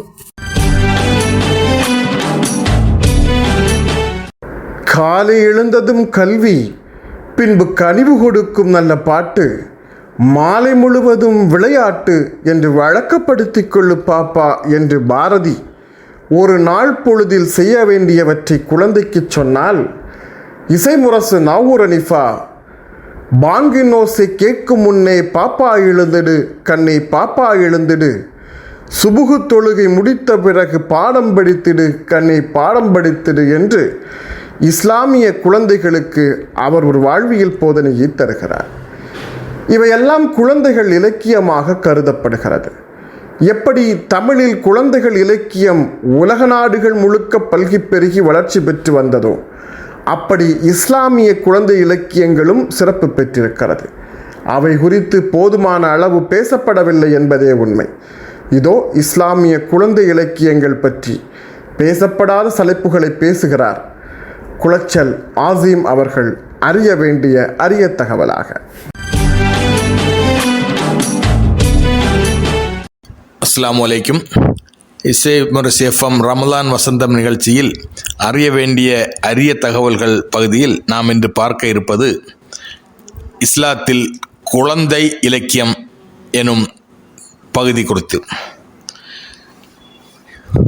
ஒவ்வொரு சமுதாயமும் அதனுடைய பண்பாடு, பாரம்பரியம், பழம்பெருமை குறித்து தெரிய வேண்டுமென்றால் அந்தந்த சமூகங்களின் கடந்த காலங்களில் வரலாறாக, காவியங்களாக, படைப்புகளாக பாதுகாக்கப்படும் இலக்கியங்கள் வழியாகவே அறிந்து கொள்ள முடியும். அந்த வகையில் கடந்த பல நூற்றாண்டுகளாக இஸ்லாமிய சமூகத்தில் கவிஞர்கள், கதாசிரியர்கள், கட்டுரையாளர்கள் என்று பல்வேறு தளங்களிலும் பயணித்தாலும் இஸ்லாத்தில் மிக முக்கியமாக குழந்தை இலக்கியம் படைப்பவர்களுடைய எண்ணிக்கை எல்லா காலத்திலும் குறைவாகவே இருந்து வந்துள்ளது. தற்போது விஞ்ஞானம் விரிவடைந்த காலச்சூழலில் அடுத்த தலைமுறையினர் சமூக வலைத்தளங்களிலும் மின்னணு கருவிகளினால ஆன்லைன் விளையாட்டுகளிலும் பெருமளவு ஈடுபாடு காரணமாக நம்முடைய அடுத்த தலைமுறை பிள்ளைகளிடம் வாசிப்பு பழக்கம் என்பது அறவே இல்லாமல் குறைந்து வருகிறது. இஸ்லாமிய மாத வார இதழ்களை வீடுகளுக்கு வருத்தும் பெற்றோர்கள் கூட அதன் ரேப்பர் பிரிக்காமலேயே அப்படியே அடுக்கி வைக்கக்கூடிய ஒரு காலச்சூழலில் நம்முடைய அடுத்த தலைமுறை புத்தக வாசிப்பு, பள்ளிக்கூட பாட புத்தகங்கள் தவிர வேறு எந்த விதமான தகவல்களையும் தெரிந்து கொள்ளவோ, நம்முடைய கடந்த கால வரலாறுகள் குறித்த ஆவணங்களை வாசிக்கவோ அவர்கள் முன்வருவதில்லை. அவர்கள் அதை குறித்து தேடுதலுக்கும் அது குறித்த ஆராய்வுகளுக்கும் அதை தெரிந்து கொள்வதற்கும் அவர்கள் தயாராக இல்லை. ஏனைய சமூகத்தவர்கள் தங்கள் சமூகத்தின் வாழ்வியலை அடுத்த தலைமுறைக்கு கொண்டு சேர்க்க எல்லாவித யுக்திகளையும் கையாண்டு வரும் நேரத்தில் முஸ்லிம் சமூகம் கொஞ்சம் கொஞ்சமாக வாசிப்பு பழக்கத்தை கைவிடும் போக்கு சமூக ஆர்வலர்களுக்கு கவலை தரக்கூடியதாக உள்ளது. கடந்த காலங்களில் குழந்தைகளை தூங்க வைக்க கதை சொல்லியும் நபிமார்கள், சஹாபாக்கள், சஹாபி பெண்களுடைய கதைகளையும் வரலாறுகளையும் சொல்லிக் கொடுத்து அவர்களை தூங்க வைத்த உம்முமாமார்கள், மாப்புமாமார்களுடைய எண்ணிக்கையும் குறைந்து வரக்கூடிய சூழலை தற்போதைய டிஜிட்டல் தாய்மார்கள் தங்கள் பிள்ளைகளின் காதுகளில் பிஞ்சு பருவத்திலேயே இயர்போனை மாட்டி அவர்களை டிஜிட்டல் பாடல்களையோ அல்லது சினிமா பாடல்களையோ கேட்க வைத்து தூங்க வைக்கக்கூடிய ஒரு மோசமான கலாச்சாரம் பரவி வரக்கூடிய கால சூழ்நிலையில் குழந்தைகளுக்கு தற்பொழுது இஸ்லாமிய சம்பவங்களை அடிப்படையாக கொண்ட அல்லது இஸ்லாமிய வாழ்வியலை அடிப்படையாக கொண்ட தாலாட்டு பாடல்கள் கூட தற்போதைய தலைமுறை தாய்மார்களிடம் தெரியாத ஒரு சூழ்நிலையே இருக்கிறது. ஒரு காலத்தில் எந்த வீட்டில் பார்த்தாலும் தொட்டில்களில் குழந்தைகள் தூங்கும்போது தாலாட்டு பாடல் இரவு பகலாக ஒலித்து கொண்டே இருக்கும். அந்த வகையில் அஸ்பி ரப்பி ஜல்லல்லா மாஃபி கல்ஃபி ஹைருல்லா நூறு முஹம்மது ஸல்லல்லா லா இலாஹா இல்லல்லா என்னும் பாடல் எல்லா வீட்டிலும் எல்லா தாய்மார்களும் வயது வித்தியாசமின்றி இப்படி இந்த தொடங்கக்கூடிய பாடலை பாடி தங்கள் பிள்ளைகளை தூங்க வைத்த ஒரு கால சூழ்நிலை மாறி தற்பொழுது குழந்தைகளுக்கு தாலாட்டு பாடல் கூட டிஜிட்டல் வடிவத்தில் கிடைக்க செய்யக்கூடிய ஒரு மோசமான காலகட்டத்தில் நம்முடைய குழந்தைகளுக்கு சிறுவர் இலக்கியத்தை அறிமுகப்படுத்த வேண்டிய கட்டாயமான ஒரு சூழ்நிலை ஏற்பட்டுள்ளது. அவர்கள் டிஜிட்டல் விளையாட்டுகளிலும் ஆன்லைன் போதையிலும் மூழ்கி தங்களுடைய எதிர்காலத்தை, தங்களுடைய திறமைகளை வீணடித்து கொண்டிருக்கக்கூடிய ஒரு சூழல். கடந்த காலங்களில் இறையருட் கவுமணி காவண்ணா அப்துல் கபூர் அவர்கள் நூற்றுக்கணக்கான பக்கங்களில் அரும்பு என்னும் தலைப்பில் ஒரு சிறுவர் கவிதை தொகுப்பு எழுதியது அன்றைய காலச்சூழலில் ஆரம்ப பள்ளிக்கூடங்களில் அந்த கவிதை தொகுப்பு இடம்பெற்றிருந்தது. அதிராம்பட்டினத்தைச் சேர்ந்த புலவர் பஷீர் அவர்கள் ஏராளம் குழந்தை இலக்கியங்கள் படைத்துள்ளார். மறைந்த அதிரை அகமது போன்றவர்கள் தங்களுடைய இலக்கிய வேறு படைப்புகளுடன் குழந்தை இலக்கியத்திற்கும் நேரம் ஒதுக்கியவர்கள். சமீப காலங்களில் குழந்தை இலக்கியத்தில் மிக அதிகம் நேரம் செலவிட்டவர் என்று சொன்னால் இக்வான் அமீர் அவர்கள் சிறந்த கதை சொல்லியாக விளங்கியதுடன் டெல்மி நானாஜி என்ன ஒரு குழந்தைகள் விரும்பக்கூடிய யூடியூப் சேனல் கூட நடத்தி வருகிறார். இது மட்டுமல்லாமல் கோவையிலிருந்து இளம்பிறை என்னும் சிறுவர் மாத இதழ் கூட தற்போது வெளியாகி வருகிறது. கடந்த காலங்களில் நம்முடைய சமுதாயத்திலிருந்து வெளிவந்த மாத இதழ்கள், இலக்கிய இதழ்கள் கூட தங்களுடைய மொத்த பக்கங்களில் ஓரிரண்டு பக்கங்களை சிறுவர் இலக்கியத்திற்காக ஒதுக்கி இருந்தனர். அதுவும் இப்பொழுது நின்று போனது. சமரசம் மாதம் ஒரு முறை இதழ் குழந்தைகளுக்காக, சிறுவர்களுக்காக 2 பக்கங்கள் தங்களுடைய ஒவ்வொரு இதழிலும் ஒதுக்கி வருகின்றனர். வேறு எந்த சமூகத்திற்கும் இல்லாத ஒரு மிகச்சிறந்த வாய்ப்பாக தமிழில் முஸ்லிம்கள் சிறுவர் இலக்கியம் படைப்பதற்கு ஏராளம் தகவல்கள் கொட்டி கிடக்கிறது. குர்ஆன் வசனங்கள், நபிமொழிகள், குர்ஆனில் இருக்கக்கூடிய வாழ்வியல்கள், குர்ஆனோடு தொடர்புடைய சம்பவங்கள், நபிமார்களுடைய சரிதைகளை கடை வடிவில் அல்லது கவிதை வடிவில் எழுதுவதற்கு நம்முடைய அப்பொழுது ஆட்களும் பற்றாக்குறையாக இருக்கிறது. எழுத்தாக்கம் என்பது ஆவணப்படுத்துதல் என்றே பொருளாகும். அந்த வகையில் நம்முடைய குழந்தைகளுக்கு சிறுவர் இலக்கியங்களை அறிமுகப்படுத்த வேண்டும். அவர்கள் வருங்காலத்தில் வாசிப்பை நேசிக்கும் ஒரு தலைமுறையாக உருவாவதற்கு பெற்றோர்கள் அவர்களுக்கு புத்தக வாசிப்பை ஊக்குவிக்க வேண்டும். அவர்களுடைய ஒவ்வொரு பிறந்த நாளுக்கும் கேக் வெட்டுகிறோம், சாக்லேட் வழங்குவதோடு ஒவ்வொரு புத்தகங்களையும் பெற்றோர்கள் பரிசளிப்பதன் மூலம் அவர்களை புத்தகத்தின் மீது காதல் கொள்ள, புத்தகத்தை நேசிக்கும் ஒரு தலைமுறையாக மாற்ற முடியும் என்பது அசைக்க முடியாத நம்பிக்கை. இன்ஷா அல்லாஹ் நாளை மற்றொரு அறிய வேண்டிய அரிய தகவல்களுடன் உங்களை சந்திக்கும் வரை அஸ்ஸலாமு அலைக்கும்.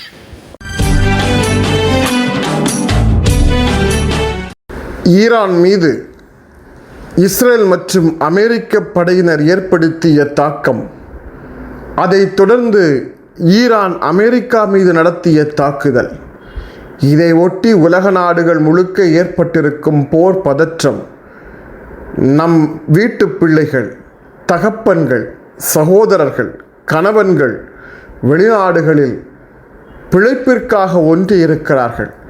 ஏதேனும் அவர்களுக்கு ஆபத்து விளைந்துவிடுமோ என்கிற அச்சத்தில் இங்கிருக்கும் உறவுகள் தவித்து கொண்டிருக்கின்றன. நாம் ஒரு செய்தியை மனதில் மீண்டும் மீண்டும் உறுதியாக நம்ப வேண்டும்: படைத்தவன் பாதுகாப்பான். இதோ தூத்துக்குடி மாவட்டம் ஆறாம்பண்ணை இசத்துல் ஹைராத் மதரசா மாணவர் அப்சல் படைத்தவன் பாதுகாப்பான் என்னும் தலைப்பில் உரை தருகிறார்.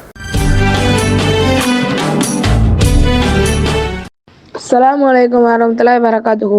தூத்துக்குடி மாவட்டம் ஆறாம்பண்ணை என்ற ஊரிலிருந்து இஸ்ஸத்துல் ஹைராத் மதரசா மாணவர் எம் அப்சல் படைத்தவன் பாதுகாப்பான் என்ற தலைப்பில் உரை நிகழ்த்த வந்துள்ளேன். உலகெங்கிலும் இசைமுரசு எஃப்எம்ஐ கேட்டுக்கொண்டிருக்கும் நேயர்கள் அனைவருக்கும் இனிய ரமலான் நல்வாழ்த்துக்கள். நமது சல்லிலா ரசூலில் கரீம். அம்மாபாத் கல்லாஹு தஆலா ஃபல்லாஹு கைருன் ஹாஃபிலா கால நபி ஸல்லல்லாஹு அலைஹி வஸல்லம் அத்துவா ஸிலாவுல் முஃமின், துவா முஃமினின் ஆயுதம். தொட்டால் சாக்கின்று, தொடாமலேயே சாக்கன்று. பெண்களுக்கு எதிரான குற்றங்கள் பெருகி வரும் சூழலில் அவர்களை காப்பாற்ற பல்வேறு பாதுகாப்பு நடவடிக்கைகளை மேற்கொள்ளப்படுகின்றன. பாலியல் குற்றங்களுக்கு மரண தண்டனை அல்லது நீண்ட கால சிறை தண்டனை போன்ற சட்டங்கள் அதிரடியாக நடைமுறைக்கு வந்துள்ளன. இந்நிலையில் 2 இளைஞர்கள் புதிய கருவியை கண்டுபிடித்துள்ளனர். 7/2/2013 தினகரனில் வந்த செய்தி இது. ஸ்ரீவில்லிபுத்தூர் அருகே கலசலிங்கம் பல்கலைக்கழகத்தில் மெக்கானிக்கல் பிரிவில் 2ஆம் ஆண்டு படிக்கும் மாணவர்கள் டெல்லியில் ஓடும் பஸ்ஸில் பலாத்காரம் செய்யப்பட்ட சம்பவத்தை வைத்து பெண்களின் பாதுகாப்பிற்காக கருவியை செய்து முடிக்க முடிவு செய்தனர். 15 நாட்கள் முயற்சியில் கருவியை செய்து முடித்தனர். இதற்கு லேடி சேஃப்டி ஷாக்கர் என பெயரும் இட்டனர். 60 கிராம் எடையுள்ள கருவியை பெண்கள் தலையில் கிளிப்பால் மாட்டிக்கொள்ளலாம். குடை, கீ செயின், செல்போன் பவுச் ஆகியவற்றிலும் பொருத்திக் கொள்ளலாம். இந்த கருவியில் 3 பேட்டரிகள் உள்ளன. இந்த கருவியை ஒரு முறை சார்ஜ் செய்தாலே நீண்ட நாட்களுக்கு தாக்கு பிடிக்கும். இந்த கருவியில் 2 பட்டன்கள் உள்ளன. முதல் பட்டனை அழுத்தினால் அபாய ஒலி சுமார் 20 மீட்டர் தூரம் கேட்கும். கருவியை எதிரின் உடல் படும்படி வைத்து 2வது பட்டனை அழுத்தினால் அவர் மீது 1700 வோல்ட் மின்சாரம் தாக்கிவிடும். இதனால் எதிரி நிலை குலைந்து விடுவான். ஆனால் அவன் உயிருக்கு எந்த ஆபத்தும் ஏற்படாது. இக்கருவியை வேலையில் ரீசார்ஜ் செய்யும் வசதியும் உண்டு. அன்றைய நாள் இப்ராஹிம் அலைஹிஸ்ஸலாம் அவர்கள் தம் மனைவி சாரா அம்மையாருடன் அநியாயக்கார அரசிடமிருந்து அல்லாஹ் பாதுகாத்த அருமையான ஏற்பாட்டு முறையை எண்ணி வியந்தேன். இந்த கருவியை தொட்டால் தான் எதிரி நிலை குலைந்து விடுவான். ஆனால் அன்று சாரா அம்மையாரை தொட நெருங்கிய போதே இந்த மன்னன் கீழே நிலை குலைந்து கீழே விழுந்து வலிப்பினால் கால்கள் உழைத்துக் கொண்டான். அல்லாஹ்வின் தூதர் ஸல்லல்லாஹு அலைஹி வஸல்லம் அவர்கள் கூறினார்கள், இப்ராஹிம் அலைஹிஸ்ஸலாம் தம் துணைவி சாரா அம்மையாருடன் நாடு துறந்தார்கள். மன்னன் அல்லது ஒரு கொடுங்கோடன் ஒருவன் ஆட்சி புரிந்த ஒரு ஊருக்குள் இருவரும் நுழைந்தனர். அழகான ஒரு பெண்ணுடன் இப்ராஹிம் வந்திருக்கிறார் என்று மன்னனிடம் கூறப்பட்டது. அந்த மன்னன் இப்ராஹிம் அலைஹிஸ்ஸலாம் அவர்களை அழைத்து செய்து, இப்ராஹிம், உன்னுடன் இருக்கும் அந்த அழகான பெண் யார் என கேட்டார்கள். இப்ராஹிம் அலைஹிஸ்ஸலாம் என் சகோதரி என்று சொன்னார்கள். பிறகு சாரா அம்மையாரிடம் திரும்பி, நீ என் கூற்றை பொய்யாக்கிடாதே. நீ என் சகோதரி என்று நான் அவர்களிடம் கூறியிருக்கிறேன். அல்லாஹ்வின் மீதானையாக உன்னை என்னையும் தவிர இந்த பூமியில் ஒரு விசுவாசி யாரும் இல்லை என்று சொன்னார்கள். பிறகு சாரா அம்மையாரை மன்னனிடம் அனுப்பினார்கள். அவன் அவரை நோக்கி எழுந்தான்.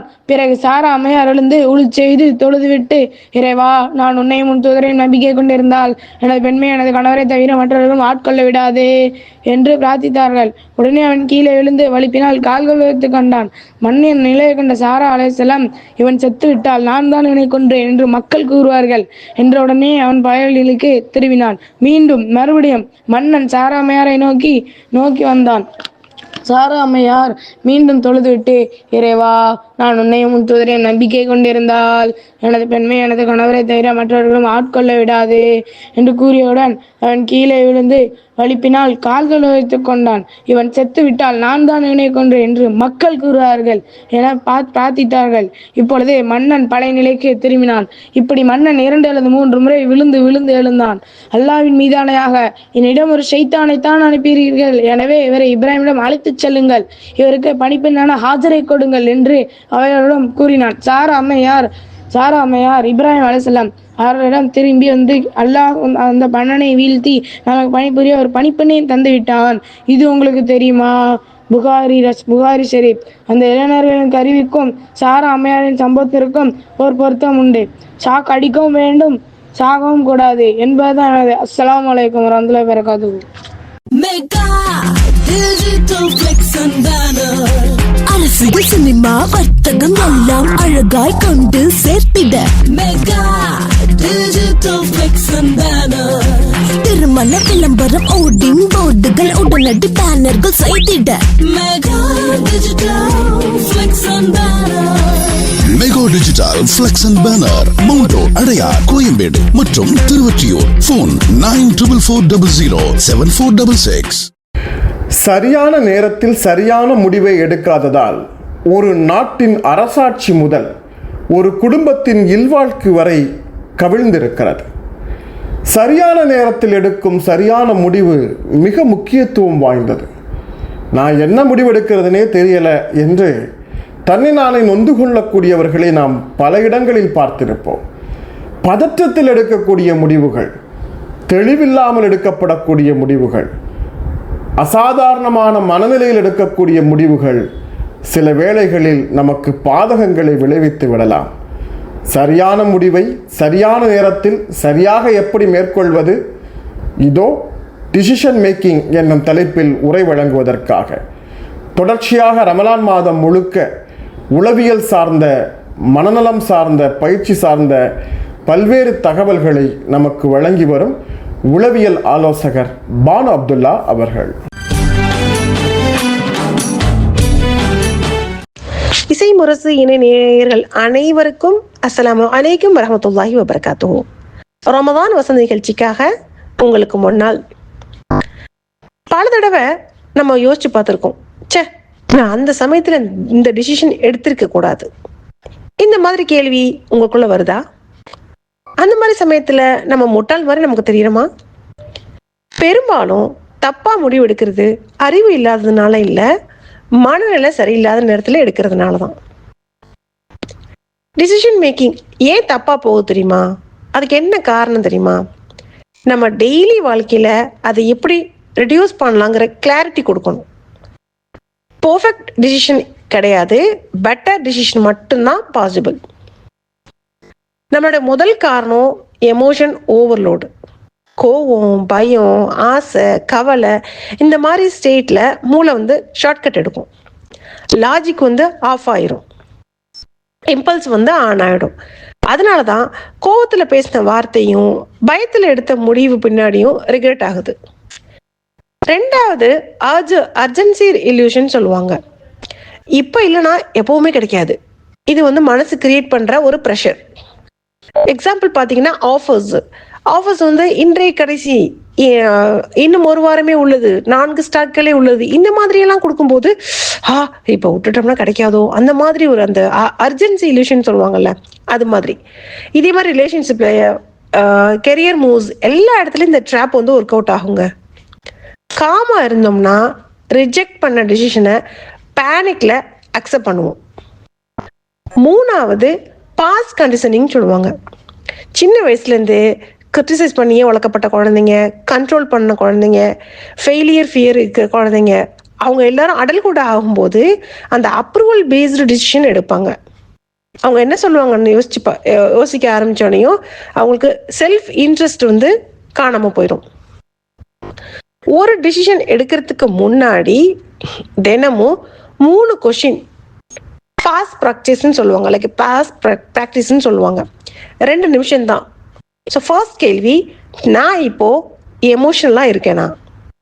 ரெண்டாவது, இதை காமா இருந்தா இதே மாதிரி நான் சூஸ் பண்ணுவேனா? மூணாவது, இந்த டிசிஷனுக்கு நான் ஃபுல் ரெஸ்பான்சிபிலிட்டி எடுக்க தயாரா? இந்த 3 கேள்வியும் கிளியரா எஸ்ன்னு வந்துச்சுன்னு சொன்னா டிசிஷனை போஸ்ட்போன் பண்ணணும். டிலே பண்றது பேடா நம்ம எடுக்கிற டிசிஷனை சேவ் பண்ணும். ராங் டிசிஷன் விதி, அப்படி விதி இல்லை அந்த மாதிரிலாம் நம்ம எதுவும் சொல்லவே முடியாது. அது ஒரு பேட்டர்ன். எமோஷனல் கண்ட்ரோல் இல்லாத டிசிஷன் ஃப்ரீடம் இருக்காது. வாழ்க்கையில நம்ம இன்ஸ்டன்ட்லி பர்ஃபெக்டா ஆக முடியாது. ஆனா ஜஸ்ட் ஒரு பாஸ் பண்ணிட்டு நம்ம ஒரு ஆட் பண்ணி இந்த மாதிரி விஷயங்கள் பண்ணாலே நம்ம டேமேஜ் பாதியா குறையறதுக்கு வாய்ப்பு இருக்கு. ஃபாஸ்டா டிசிஷன் எடுக்கிறது இம்ப்ரெசிவ் மோடு, காமா டிசிஷன் தான் பவர்ஃபுல். அதுதான் ரியல் மெச்சூரிட்டி. இன்னைக்கு ஒரு தகவல் சிறந்த தகவலா இருக்கும்னு நம்புறேன். ஜஸாக்கல்லாஹ் ஹைர். அஸ்ஸலாமு அலைக்கும் வரஹ்மத்துல்லாஹி வபரகாத்துஹு. நம்மிடம் ஒரு நபிகளாரின் பொன்மொழிகள் சொல்லுங்களேன் என்று கேட்டால் சட்டென்று சொல்லிவிடுவோம், சீனா சென்றேனும் சீர்கல்வி பெறுக என்று. மிக சாதாரணமாக எல்லோரையும் போய் சேர்ந்திருக்கும் பொன்மொழி இது. இதே போன்று கல்வி மட்டுமல்லாமல் வாழ்வியலுக்கு தேவையான எல்லா இடர்களுக்கும் தேவையான நல்ல வழிகாட்டுதல்களை பெருமானார் தன் போதனைகள் வழியாக தந்திருக்கிறார்கள். இதோ தக்கலை இஸ்லாமிய மாதிரி தொடக்கப்பள்ளி மாணவி ஃபாத்திமா அர்ஷியா நபிகளாரின் பொன்மொழி குறித்து பேசுகிறார். அஸ்ஸலாமு அலைக்கும் வரஹ்மத்துல்லாஹி தஆலா பரக்காத்துஹு. என் பெயர் எம் ஃபாத்திமா அர்ஷியா. நான் 4ஆம் வகுப்பு படிக்கின்றேன். IMS nursery and primary school Thakkarai. நபி ஸல்லல்லாஹு அலைஹி வஸல்லம் அவர்களின் பொன்மொழிகள். 1. அல்லாஹ்வை நன்றி பொறுமை நாட்டு. பொருள் பொறுமை வெற்றிக்கும் நிம்மதிக்கும் வழி. 2. மக்களுக்கு நன்மை செய்வதே சிறந்த செயல். பொருள் பிறருக்கு உதவுவது அல்லாஹ்வின் பிரியமான செயல். 3. தீமையை நன்மையால் தடுக்கவும். பொருள் நல்ல நடத்தை எதிரியையும் நண்பனாக்கும். 4. பெற்றோருக்கு மரியாதை செய். பொருள் பெற்றோரின் மகிழ்ச்சி அல்லாஹ்வின் மகிழ்ச்சியாகும். 5. பொய் பேசாதே. பொருள் உண்மை சொல்வது சொர்க்கத்திற்கு வழிவகுக்கும். 6. வாக்குறுதியை காப்பாற்று. பொருள் நம்பிக்கைக்கு நேர்மை மிகவும் அவசியம். 7. அயலவருக்கு தீங்கு செய்யாதே. பொருள் நல்ல அயலவர் ஈமானின் அடையாளமாகும். 8. கோபத்தை அடக்க முயலு. பொருள் கோபத்தை அடக்கி ஆள்பவனே உண்மையான வீரன் ஆவான். 9. தூய்மை என்பது ஈமானின் ஒரு பகுதி. பொருள் உடல் உடை இருப்பிடம் மற்றும் உள்ளத்தின் தூய்மையை குறிக்கிறது. 10. நன்றி கூறுவோர் அதிக நன்மை பெறுவார். பொருள் நன்றியுணர்வு பரக்கத்தை கூட்டும். அஸ்ஸலாமு அலைக்கும்.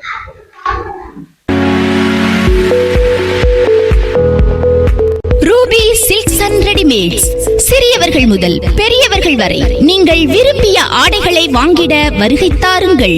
லேட்டஸ்ட் மாடல்களில் பூனம் சாரீஸ், காட்டன் சேலை, பட்டுச் சேலைகள், மேலும் பெண்களுக்கான சுடிதா, சுடி மெட்டீரியல் நீங்கள் எதிர்பார்த்த வண்ணம் மிகவும் குறைந்த விலையில் கிடைக்கும். டி ஷர்ட் வகைகள் மற்றும் ஷர்ட், காட்டன் பேண்ட், மேலும் ஆண்களுக்கான ஜீன்ஸ் பேண்ட் லேட்டஸ்ட் மாடல்களில் கிடைக்கும். சுடி மெட்டீரியல், சுடிதார் போன்றவை, சிறுமிகளுக்கான ஃப்ராக், வெஸ்டர்ன் செட், சிறுவர்களுக்கான பேண்ட் ஷர்ட் எங்களிடம் 5% முதல் 10% வரை தள்ளுபடி உண்டு. ஆடைகள் என்றாலே உங்கள் நினைவுக்கு வருவது ரூபி சில்க்ஸ் அண்ட் ரெடிமேட்ஸ் தாங்க. போன் 253983, பெரிய தெரு, மணிக்கூண்டு அருகில், பட்டுக்கோட்டை. அன்னலாரின் அன்பு மகளார் அன்னை ஃபாத்திமா ரலியல்லாஹு தஆலா அன்ஹா அவர்களை தமிழ் மரபில் ஃபாத்திமா நாச்சியார் என்று குறிப்பிடுவதுண்டு. நாச்சியார் என்னும் சொல் வழக்கு தமிழ் மரபில் தெய்வீக நிலைப்பட்டவர்களையோ, அரச குடியைச் சேர்ந்தவர்களையோ, உயர்குடி பிறப்பை கொண்டவரையோ தான் குறிப்பிடுவதற்கு நாச்சியார் என்னும் சொல் பயன்படுத்துவார்கள். தமிழில் நாச்சியார் மாலை என்னும் இலக்கியத்தை இயற்றிய சூடிக் கொடுத்த சுடர்கொடி என அழைக்கப்படும் ஆண்டாளை ஆண்டாள் நாச்சியார் என அழைப்பார்கள். ஆங்கிலேயர்களை எதிர்த்து போராடிய வேலு நாச்சியார் தமிழ் நிலப்பரப்பின் வீர மங்கையாக திகழ்கிறார். சமீப காலத்தில் திரைப்படத்தின் வழியாக புகழ்பெற்ற துலுக்க நாச்சியார் என்பவர் திருச்சிக்கு பக்கத்தில் கடவுளர் மீது மனம் கொண்டு இறைவியாக்கப்பட்ட டெல்லி சுல்தானின் மகள் என்று அப்பகுதி மக்களால் நம்பிக்கை கொள்ளப்படுகிறார். இப்படி உயர்ந்த குடி மக்களையோ, மக்களில் சிறந்தவர்களையோ, அரச பரம்பரையை சார்ந்தவர்களையோ, தெய்வீக நிலைப்பட்டவர்களையோ குறிப்பிடத்தான் நாச்சியார் என்னும் சொல்லை தமிழ் மரபில் பயன்படுத்துவார்கள். அன்னலாரின் அன்பு மகளை குறிப்பிடும்போது தமிழ் நிலத்தில் தன் எண்ண உயர்வின் காரணமாக மக்கள் ஃபாத்திமா நாச்சியார் என்று அழைத்திருக்கிறார்கள். இஸ்லாமிய பண்பாட்டு மரபில் ரமலான் 13-14 பிறையில் ஃபாத்திமா நாச்சியாருக்கான நாளாக கடைபிடிக்கப்படுகிறது. இதோ ஃபாத்திமா நாச்சியாரை பற்றி நன்னிமா வீட்டு திண்ணையில் பேசுகிறார் எழுத்தாளர் முதுவை சம்சுல் ஹுதா பானு அவர்கள்.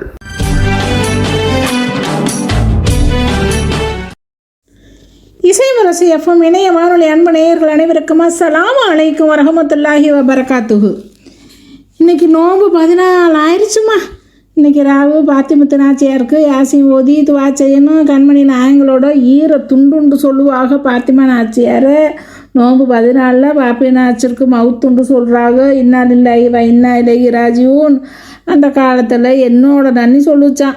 நோன்பு 11 அப்படின்னு சொல்கிறாங்க, நோன்பு 14 சொல்கிறாங்க. எல்லாம் போதுமானவே எல்லாத்துக்கும். இன்றைக்கி வாவரிசி பூவும் அம்பூட்டு சனமும் பவுரும் வீட்டிலையும் அம்பூட்டு வீட்டிலையும் வாங்குங்க. பூக்கார செலுவம் கனகம் அருளுக்கு பூவெலாம் விற்று போயிடும். அதுக்கு வகுத்து பாடும் ஓடி அடையணும்ல. எல்லா மக்கள் வகரும் பசியை மந்தாத்தானே வியாபாரம் எல்லாமே வேலை வெட்டி பொருள் பணமும் நாலா பக்கமும் புழங்கணும்ல மக்கா. சரி, திராவியாவுக்கு முன்னால் இன்றைக்கி தலைப்பாத்தியா ஓத ஆமினம்மா வீட்டுக்கு மக்கள் கூடிருங்க. சீக்கிரம் நானும் கிளம்பணும். தொழுக வார மக்கள் பூவோடையும் நேர்ச்சையோடையும் சங்கையாக வருங்க. இன்றைக்கி பாத்திமா நாச்சியாருக்கு பேச்சாத்தே அவங்கள பற்றின பாத்திமா நாச்சியாரை பற்றி பேச்சாத்தே இருக்கும். தொழுக வார மக்கள் ஒன்றா சேர்ந்து தலைப்பாத்தியா ஓதுறப்போ அம்மாடி எப்படி இருக்கும், தெருவே அம்பூட்டு அழகாக இருக்கும். அல்லாவே ஓட்டமும் நடைமா நம்ம வீட்டுக்கு அம்மாடி வந்துட்டேன். அம்மா ஆடி அழைச்சி போச்சுமா. நன்னி நன்னி வாங்க வாங்க, அஸ்ஸலாமு அலைக்கும் நன்னி. தலைபாத்தியா ஓதுறதுக்கு முந்தி பாத்திமா நாச்சாரை பற்றி நம்ம பிள்ளைகளுக்கு சொல்லுங்க நன்னி என ஆமீனம்மா கூற, அதே ஓட்ட முன்னாடியுமா ஓடி வந்தேன் ஆமீனம்மா.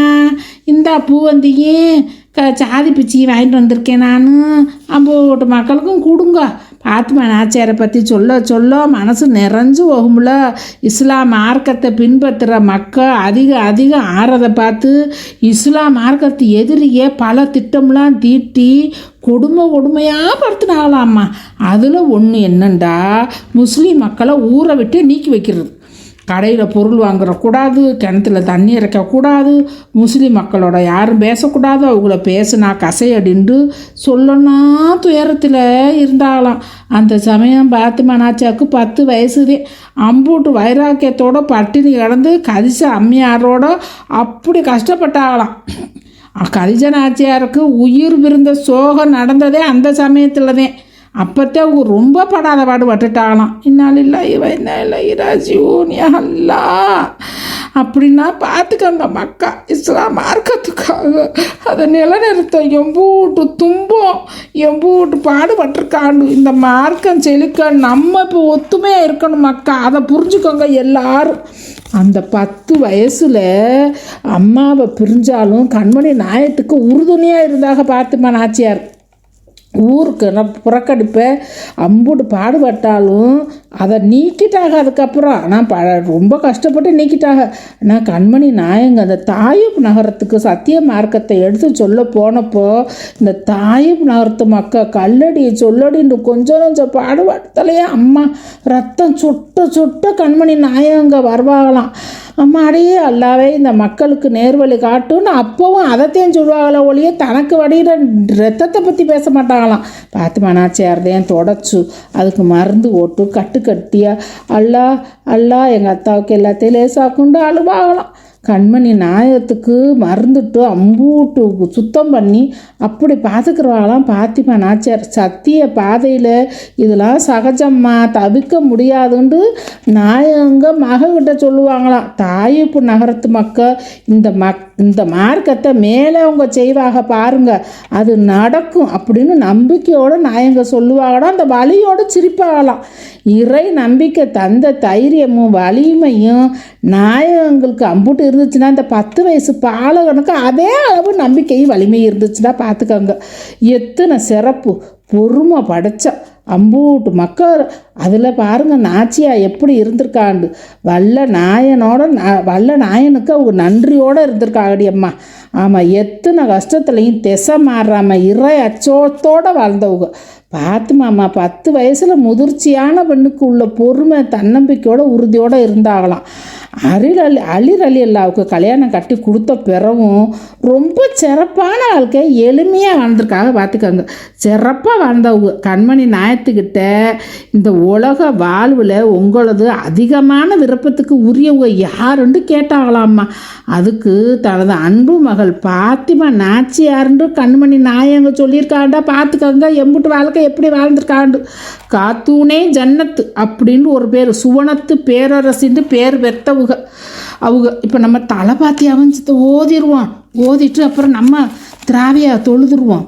மௌலாய சல்லி வஸல்லிம் தாயிமன் அபதா அலா ஹபீபிக கைரில் கல்கி குல்லிஹிமி தாஹா தவ பொருளே சதுர்ம மறையருளே வாயுமது புகழ்வாயால் தொடங்குகிறேன் கதிஜா தரும் கனியே ஹசன் ஹுசேன் தாயகமே மதியாத மாணிக்கமே மகராசி பாத்தி முத்தே சைனபு ருக்கையா தாஹிர் காசிம் இப்ராஹிமு தய்யிபு உம்மு குல்தும் சகோதரியே பாத்தி முத்தே வலியன் வகியதனால் மங்கள விவாகமுறும் அலியார் மனைவியரே அருமையுள்ள பாத்தி முத்தே தேடா திரவியமே தேனின்ப கற்பகமே கோடான கோடித்தவம்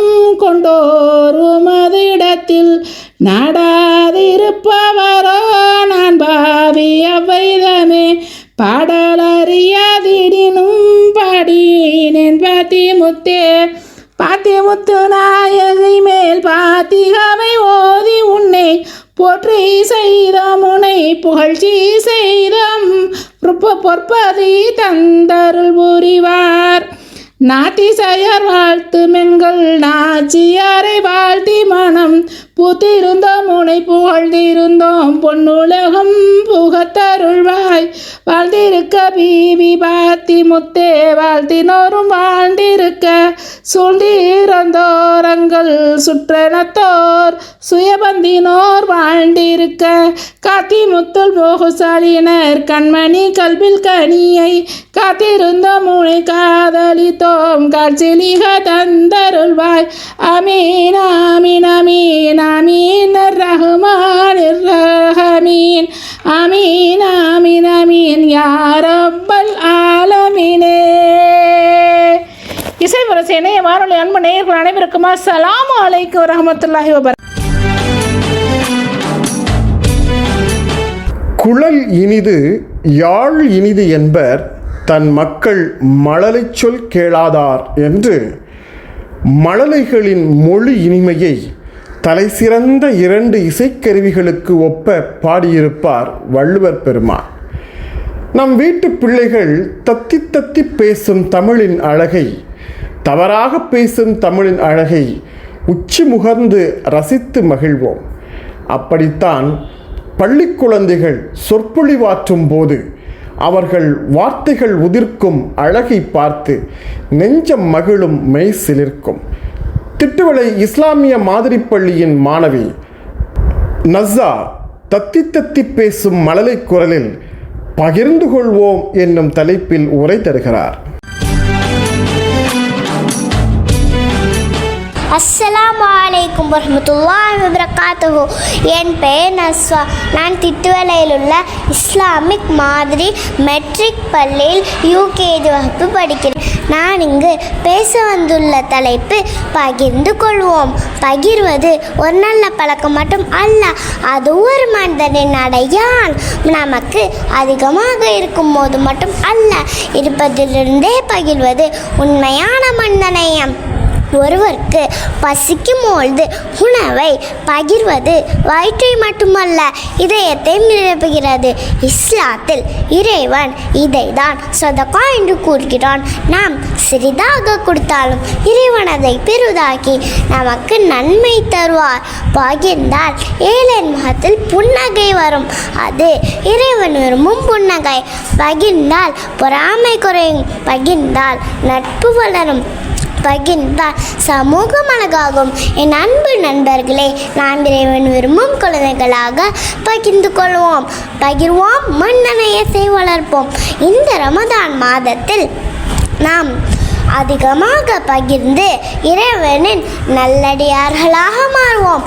அஸ்ஸலாமு அலைக்கும் வரஹ்மத்துல்லாஹி வபரகாத்துஹு. உலகில் நீங்கள் எந்த நாட்டில் வாழ்ந்தாலும் உங்களுக்கு வேண்டிய இஸ்லாமிய நூல்களை உங்கள் வீட்டு வாசலுக்கே வரவழைத்துக் கொள்ள உதவுகிறது சென்னை ரஹ்மத் பதிப்பகம். இஸ்லாத்தின் மூலாதார நூல்களை அரபு மொழியிலிருந்து தமிழாக்கம் செய்து வழங்கும் தொண்டினை 1993 ஆண்டிலிருந்து ஆற்றி வரும் சென்னை ரஹ்மத் பதிப்பகத்தின் பெருமைக்குரிய வெளியீடுகள் குர்ஆன், தப்சீர், இப்னு கசீர், ஹதீஸ் தொகுப்புகளான புகாரி, முஸ்லிம், திர்மிதி, நசாயி, அபூதாவுது, இப்னு மஜா ஆகிய அனைத்தையும் வாட்ஸ்அப் மூலமே தொடர்பு கொண்டு வரவழைத்துக் கொள்ளலாம். தொடர்பு கொள்வதற்கான இலக்கத்தை தருகின்றோம், குறித்துக் கொள்ளுங்கள். +919444025000. அனைத்து இஸ்லாமிய நூல்களும் கிடைக்கும் அற்புத களஞ்சியம் சென்னை ரஹ்மத் பதிப்பகம்.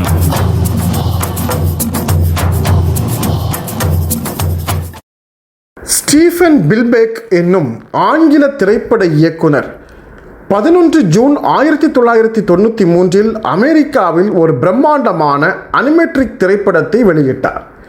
அந்த திரைப்படம் உலக நாடுகள் முழுக்க பேசப்பட்டது. மிக பிரம்மாண்டமாக உருவாக்கப்பட்ட முதல் அனிமெட்ரிக் திரைப்படம் என்று பல்வேறு உலக சினிமா விருதுகளையும் அந்த திரைப்படம் பெற்றது. தமிழிலும் இது எக்கச்சக்கமான வரவேற்பை பெற்றது. அதுதான் டைனோசரஸ் எனப்படும் அழிவுற்ற உயிரினத்தை மையப்படுத்தி உருவாக்கப்பட்ட ஜுராசிக் பார்க் என்னும் திரைப்படம்.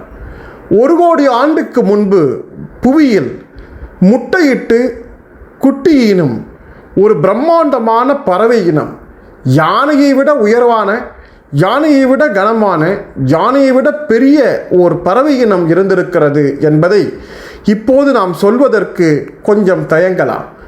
ஆனால் தொல்லியல் ஆராய்ச்சியாளர்கள் அதன் எச்சங்களை, எலும்புக்கூடுகளை புதைபொருளில் இருந்து கண்டறிந்திருக்கிறார்கள். 1 கோடி ஆண்டுகளுக்கு முன்னால் வாழ்ந்த அந்த உயிரினம் பற்றி, மனிதனை அப்படியே பற்றி பறந்து செல்லும் ஓர் உயிரினம், யானையை விட பிரம்மாண்டமான பறவை என்று திருக்குரான் பேசுகிறது. இதோ அந்த திருக்குரான் சொல்லும் அறிவியலை தர திருச்சி மூமினா அவர்கள்.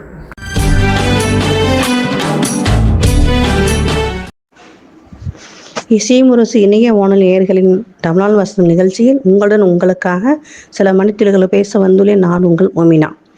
குர்ஆன் கூறும் அறிவியல், அதன் அடிப்படையில் நம்ம எதை பற்றி பார்க்க போகிறோம்னா, மனிதர்களை இராய்ஞ்சி செல்லும் ராட்சத யானை பறவைகள், மனிதர்களை கூட தூக்கிட்டு போகக்கூடிய அளவுக்கு உள்ள யானை பறவைகள் அப்படிங்கிறத நம்ம பார்க்க முடியுது. அப்போனா யானை பறவைனா யானையே ஒரு பெரிய மிருகமாக இருக்குது. அப்படிப்பட்ட அந்த யானையே ஒரு யானை தகுந்த மாதிரி பறவைகள், அதை ஒப்பிட்டு பறவைகள் இருக்குது அப்படிங்கிறத நாம் இப்போ பார்ப்போம். திருமறை அல்லாஹ் என்ன சொல்லி காமிக்கிறான் அப்படின்னா, அல்லாஹ்வுக்கு ஒருமுகப்பட்ட அடிமைகளாக திகழுங்கள் அப்படின்னு சொல்கிறான். என்னன்னா, அல்லாஹ்வுக்கு ஒருமுகப்பட்ட அடிமைகளாக நீங்கள் இருங்க, அவனோட எதனையும் நீங்கள் இணை வைக்காதீங்க. அதை ஒப்பிட்டு அல்லாஹ்வுக்கு எதையுமே நம்ம இணை வைக்க முடியாது, இணை வைக்கவும் கூடாது அப்படிங்கிறத அழுத்தமாக இந்த திருமறை வசனத்தை அல்லாஹ் சொல்லி காமிக்கிறான். மேலும் என்ன சொல்கிறான் அப்படின்னா, யாரேனும் அல்லாஹ்வுக்கு இணை வைப்பாராயின் அவர் வானத்தில் இருந்து விழுந்து விட்டவரை போல் ஆகிவிடுகின்றார். அதையும் மீறி நான் சொல்லிட்டேன், எனக்கு இணை வைக்காதீங்க, இணையை மட்டுமே வணங்க நான் சொல்லிட்டேன். ஆனால் அதே மீறி யாராவது இணை வைப்பீங்க அப்படின்னா, இணை வச்சிங்கன்னா வானத்திலேருந்து கீழே விழுந்து விட்டவர் போல ஆகிவிடுவீங்க அப்படின்னு சொல்லி நல்லா நம்மளை எச்சரிக்கிறான். அது மட்டும் இல்லாமல் மறுபடியும் இன்னும் சொல்லி அதை தொடர்ந்து சொல்கிறான் அப்படின்னா, இனி பறவைகள் அவரை இராஜி கொண்டு செல்லும் அல்லது காற்றை அவரை தூக்கி சென்று ஏதும் அதல பாதாளத்தில் இருந்து விடும், அங்கு அவர்கள் சின்ன பின்னமாகி விடுவாங்க அப்படின்னு சொல்லி எச்சரிக்கிறான்.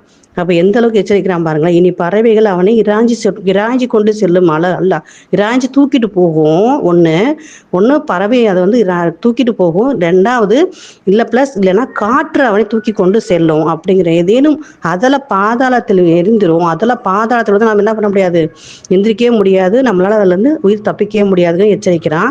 அவங்க என்ன பண்ணுவாங்க, அவங்க சின்ன பின்னம் ஆகிடுவாங்க, சுக்கு ஆகிடுவான்னு சொல்லுவோம் இல்லையா.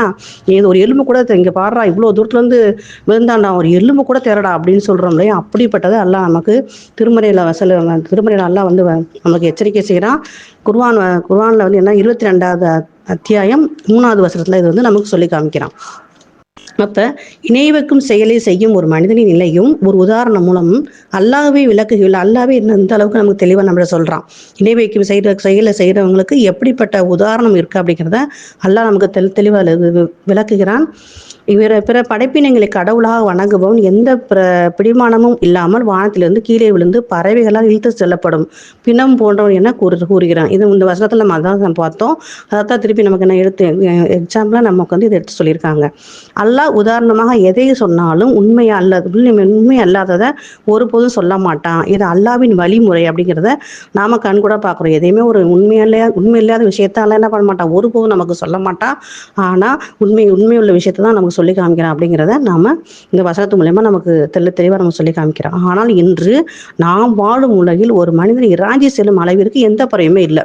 இப்போ உள்ள காலத்துல நம்மளை மனிதர் தூக்கிட்டு போற அளவுக்கு பறவை இருக்கா அப்படின்னா கிடையாது, அந்த அளவுக்கு இல்லை. இது முன்னாடி இருந்திருக்கு அப்படிங்கிறதா இல்லை மூலியமா நம்ம பார்க்க முடியுது. அப்படின்னா இப்போதைக்கு இல்லை. இப்போ கழுகு, பறவைகள், அந்த மாதிரி காக்கா, பறவைலாம் என்ன கழுகு என்ன பண்ணுறோம் அப்படின்னா அந்த கோழி குஞ்சு இருக்கு, அந்த கோழி குஞ்சை தூக்கிட்டு போயிடும். அந்த குஞ்சு குட்டி கோழியாக இருக்காது, அந்த குஞ்சு வந்து தூக்கிட்டு போக அளவுக்கு நமக்கு அது நம்ம பார்த்துருக்கோம். அப்படியே வட்டம் சுற்றிட்டே இருக்கும். சுற்றிட்டே இருக்கு ஏடான்னு பார்த்தோம் அப்படின்னா ஒரு கோழி வந்து அவங்க குடும்பத்தோட அந்த குட்டி குஞ்சுகளோட கூட்டம் போட்டு அங்கே நின்றுட்டு இருக்கும். அதை சுற்றி வந்து என்ன பண்ணும், கடைசி அந்த குஞ்சை வந்து கோழி அசைக்காத மாதிரி தூக்கிட்டு போயிடும். அப்போ அதோடைய அந்த கோழி வந்து அந்த கழுகோட சண்டை போடாதான் நான் பார்த்துருக்கேன். ஏன்னா அதை எப்படியா நம்ம பிள்ளைய காப்பாற்றணும் அப்படின்ட்டு. ஏன்னா அப்படி செஞ்சாலும் என்ன பண்ண முடியாது, காப்பாற்ற முடியாது. அந்த குஞ்சை தூக்கிட்டு போய் அது சாகடிச்சு கொண்டு வந்து போட்டோம். அப்போ அப்படிப்பட்ட ஆற்றலுடைய அந்த கழுகுக்கு இருக்கு. அப்படிப்பட்ட பறவைகளை தான் நம்ம இப்போதைக்கு இப்போ பார்த்துருக்கோம். மனித இனம் தோன்றுவதற்கு சுமார் 65 மில்லியன் வருடங்களுக்கு முன்பு இப்பூ உலகை ஆட்சி செய்தவைகள் ராட்சச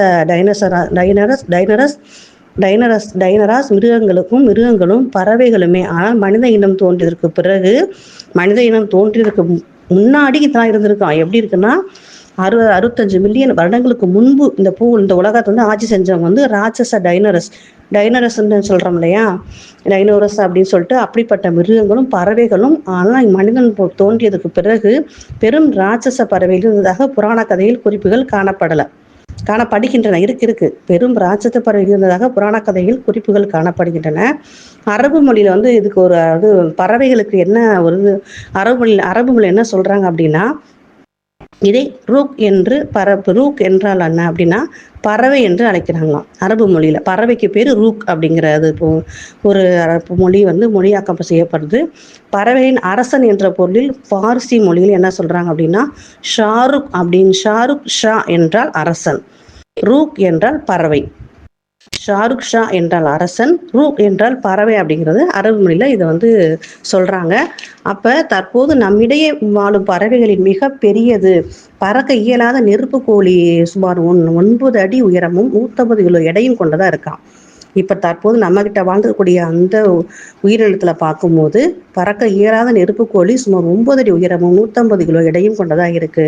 தன்னை விட எடை குறைந்த மனிதர்களை சுமக்கக்கூடியதே. அப்ப அதை விட கம்மியா 150 கிலோ எடை இருக்கு அப்படின்னா ஒரு மனிதன் சராசரியான மனிதனுடைய எடை எப்படி இருக்குன்னா நம்ம 100 கிலோக்குள்ள அப்படித்தானே இருக்கும். அப்ப நம்மளே என்ன செய்யும், இந்த பறவை தூக்கிட்டு போகக்கூடிய ஆற்றல் உடையதா இருக்குங்கிறத இது மூலம் பார்க்க முடியுது. ஆனால் மனிதர்களை இழுத்து செல்லும் ஆற்றல் இல்லை அப்படிங்கிறது, இழுத்துட்டு போற அளவுக்கு அதுக்கு ஆற்றல் இல்லை. பறக்கும் பறவைகளில் கோழி பஸ்டார்ச் என்னும் தென் ஆப்பிரிக்கா பறவையானது 19 கிலோ எடையும் 2.5 அடி விரிந்த ரெக்கையும் உடையதா இருக்கு. இதே மாதிரி இன்னொரு பறவை எப்படி இருக்குன்னா ஆண்டியன் கழுகு. இது 15 கிலோ எடையும் 10 எடை விரிந்த இறக்கையும் கொண்டதா இருக்கு. இவையெல்லாம் சிறு பிராணிகளை மட்டுமே தூக்கி செல்லும் வலிமையுடையது. இந்த மாதிரியோட பறவைகள் என்ன பண்ணுமா, சின்ன சின்ன பிராணிகள் நம்ம சொன்னோம் இல்லையா, அந்த கோழியோட குஞ்சு இருக்குல்ல, குட்டி குஞ்சு, அதை தூக்கிட்டு போற வல்லமை வந்து இதுக்கு இருக்கு. ஆனா அந்த நெருப்பு கோழி சுமார் 9 அடி உயரமும் 150 கிலோ எடையும் இருக்குன்னா அது எப்ப என்ன செய்யும், நம்ம சாதாரணமா நம்மள தன்னை விட எடை கம்மியா இருக்கக்கூடிய மனிதர்களை சுமக்கக்கூடியதே அப்படிங்கிற ஆற்றலுடைய அந்த நெருப்பு கோழிக்கு இருக்கு அப்படிங்கிறது இது மூலமா நம்ம தெளிவா நம்ம தெரிஞ்சுக்க முடியுது. இவை எல்லாம் சிறு பிராணிகளை மட்டுமே தூக்கி செல்லும் வலிமை உள்ளன. கடந்த மார்ச் 2018 வருஷத்துல மார்ச் 24ஆம் தேதி அன்று இலங்கை முல்லைத்தீவு அப்படிங்கிற கடற்பரப்புல ஒரு ராட்சச பறவை வந்து ஆழ்கடல் நோக்கி பறந்து சென்றதாக மீனவர்கள் வந்து தெரிவிக்கிறாங்க. மீனவர்கள் வந்து கடல்ல மீன் பிடிக்க செல்வாங்க இல்லையா, அப்போ போகும்போது அந்த இடத்துல வந்து இந்த இடத்துல கண்டுபிடிச்சு பார்த்துருக்காங்க. செப்டம்பர் 2018 வருஷம், அதே வருஷம் செப்டம்பர் 12 அன்னைக்கு வெளியான ஒரு ஆய்வு கட்டுரையில என்ன சொல்றாங்க அப்படின்னா, தென் ஆப்பிரிக்காவிற்கு கிழக்கே உள்ள மடகாஸ்கர் தீவில் நடந்த தொல்லியல் ஆய்வுல சுமார் 750 வருடங்களுக்கு முன்பு இருந்ததாக சொல்லப்படுகிற ராட்சச யானை பறவைகள் எலும்பு கூட்ட கண்டெடுத்திருக்காங்க. அப்போ அந்த எலும்புகளில் காணப்பட்ட வெட்டுக்காய அடையாளம் மூலம் அங்கிருந்த பூர்வக்குடி மக்கள் இருப்பாங்க இல்லையா, அந்த மக்கள் வந்து என்ன சொல்றாங்க அப்படின்னா, இந்த பறவைகள் வேட்டையாடி அழிந்திருக்கலாம் என்று கருதுகிறார்களாம். அங்கே இருக்கக்கூடிய பூர்வக்குடி மக்கள் சொல்றாங்க, இந்த கண்டெடுத்து இந்த எலும்பு கூட கொண்டு போய் அவங்கள காமிக்கிறாங்க. அந்த மக்கள் சொல்றாங்க, இந்த பறவைகள் வேட்டையாடியவையா இருக்கும், வேட்டையாடி அழிஞ்சிருக்கலாம், செத்துருக்கலாம் அப்படிங்கிற மாதிரி சொல்றாங்களாம். யானை பறவையானது யோரின் சுமார் 10 அடி உயரமும் சுமார் 650 760 கிலோ எடையும் கொண்டதா இருக்கு. யானை பறவையோட அளவு எப்படி இருக்கு, அதுல உயரம் எப்படி இருக்கு அப்படிங்கறத பார்த்தோம் அப்படின்னா, சுமார் 10 அடி உயரமும் சுமார் 650 + 760 கிலோ எடையும் கொண்டதா இருக்கு. ஆனா இது நெருப்பு கோழியை போல் பறக்கவியலாத ஒன்று, பறக்க முடியாது. ஆயினும் மணிக்கு 70 கிலோமீட்டர் வேகத்துல குதிரையை விட வேகமா ஓடக்கூடியது. அப்படின்னா எந்த அளவுக்கு ரொம்ப வேகமா ஓடக்கூடிய ஆற்றல் உள்ளதா இருக்கு அப்படின்னா இந்த யானை பறவை தான்.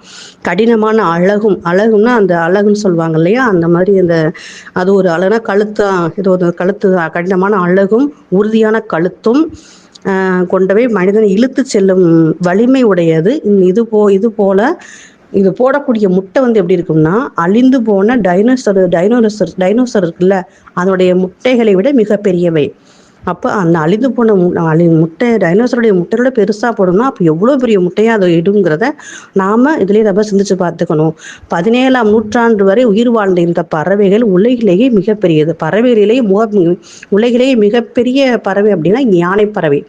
அப்போ இந்த யானை பறவை வந்து எந்த அளவுக்கு இருக்குங்கிறது ரொம்ப ஆச்சரியமா விந்தையான விஷயமா இருக்கு. பார்த்தீங்களா, இதனுடைய இதை வந்து மனிதனை வந்து இழுத்து செல்லக்கூடும் வலிமையுடையதா இருக்கு. இதனுடைய முட்டை வந்து டைனோசருடைய முட்டையை விட மிக பெருசாகவும் இருக்கு அப்படிங்கிறத பார்க்க முடியுது. பறக்க முடியல அப்படின்னாலும் இது குதிரையை விட வேகமாக ஓடக்கூடியதா இருக்கான்.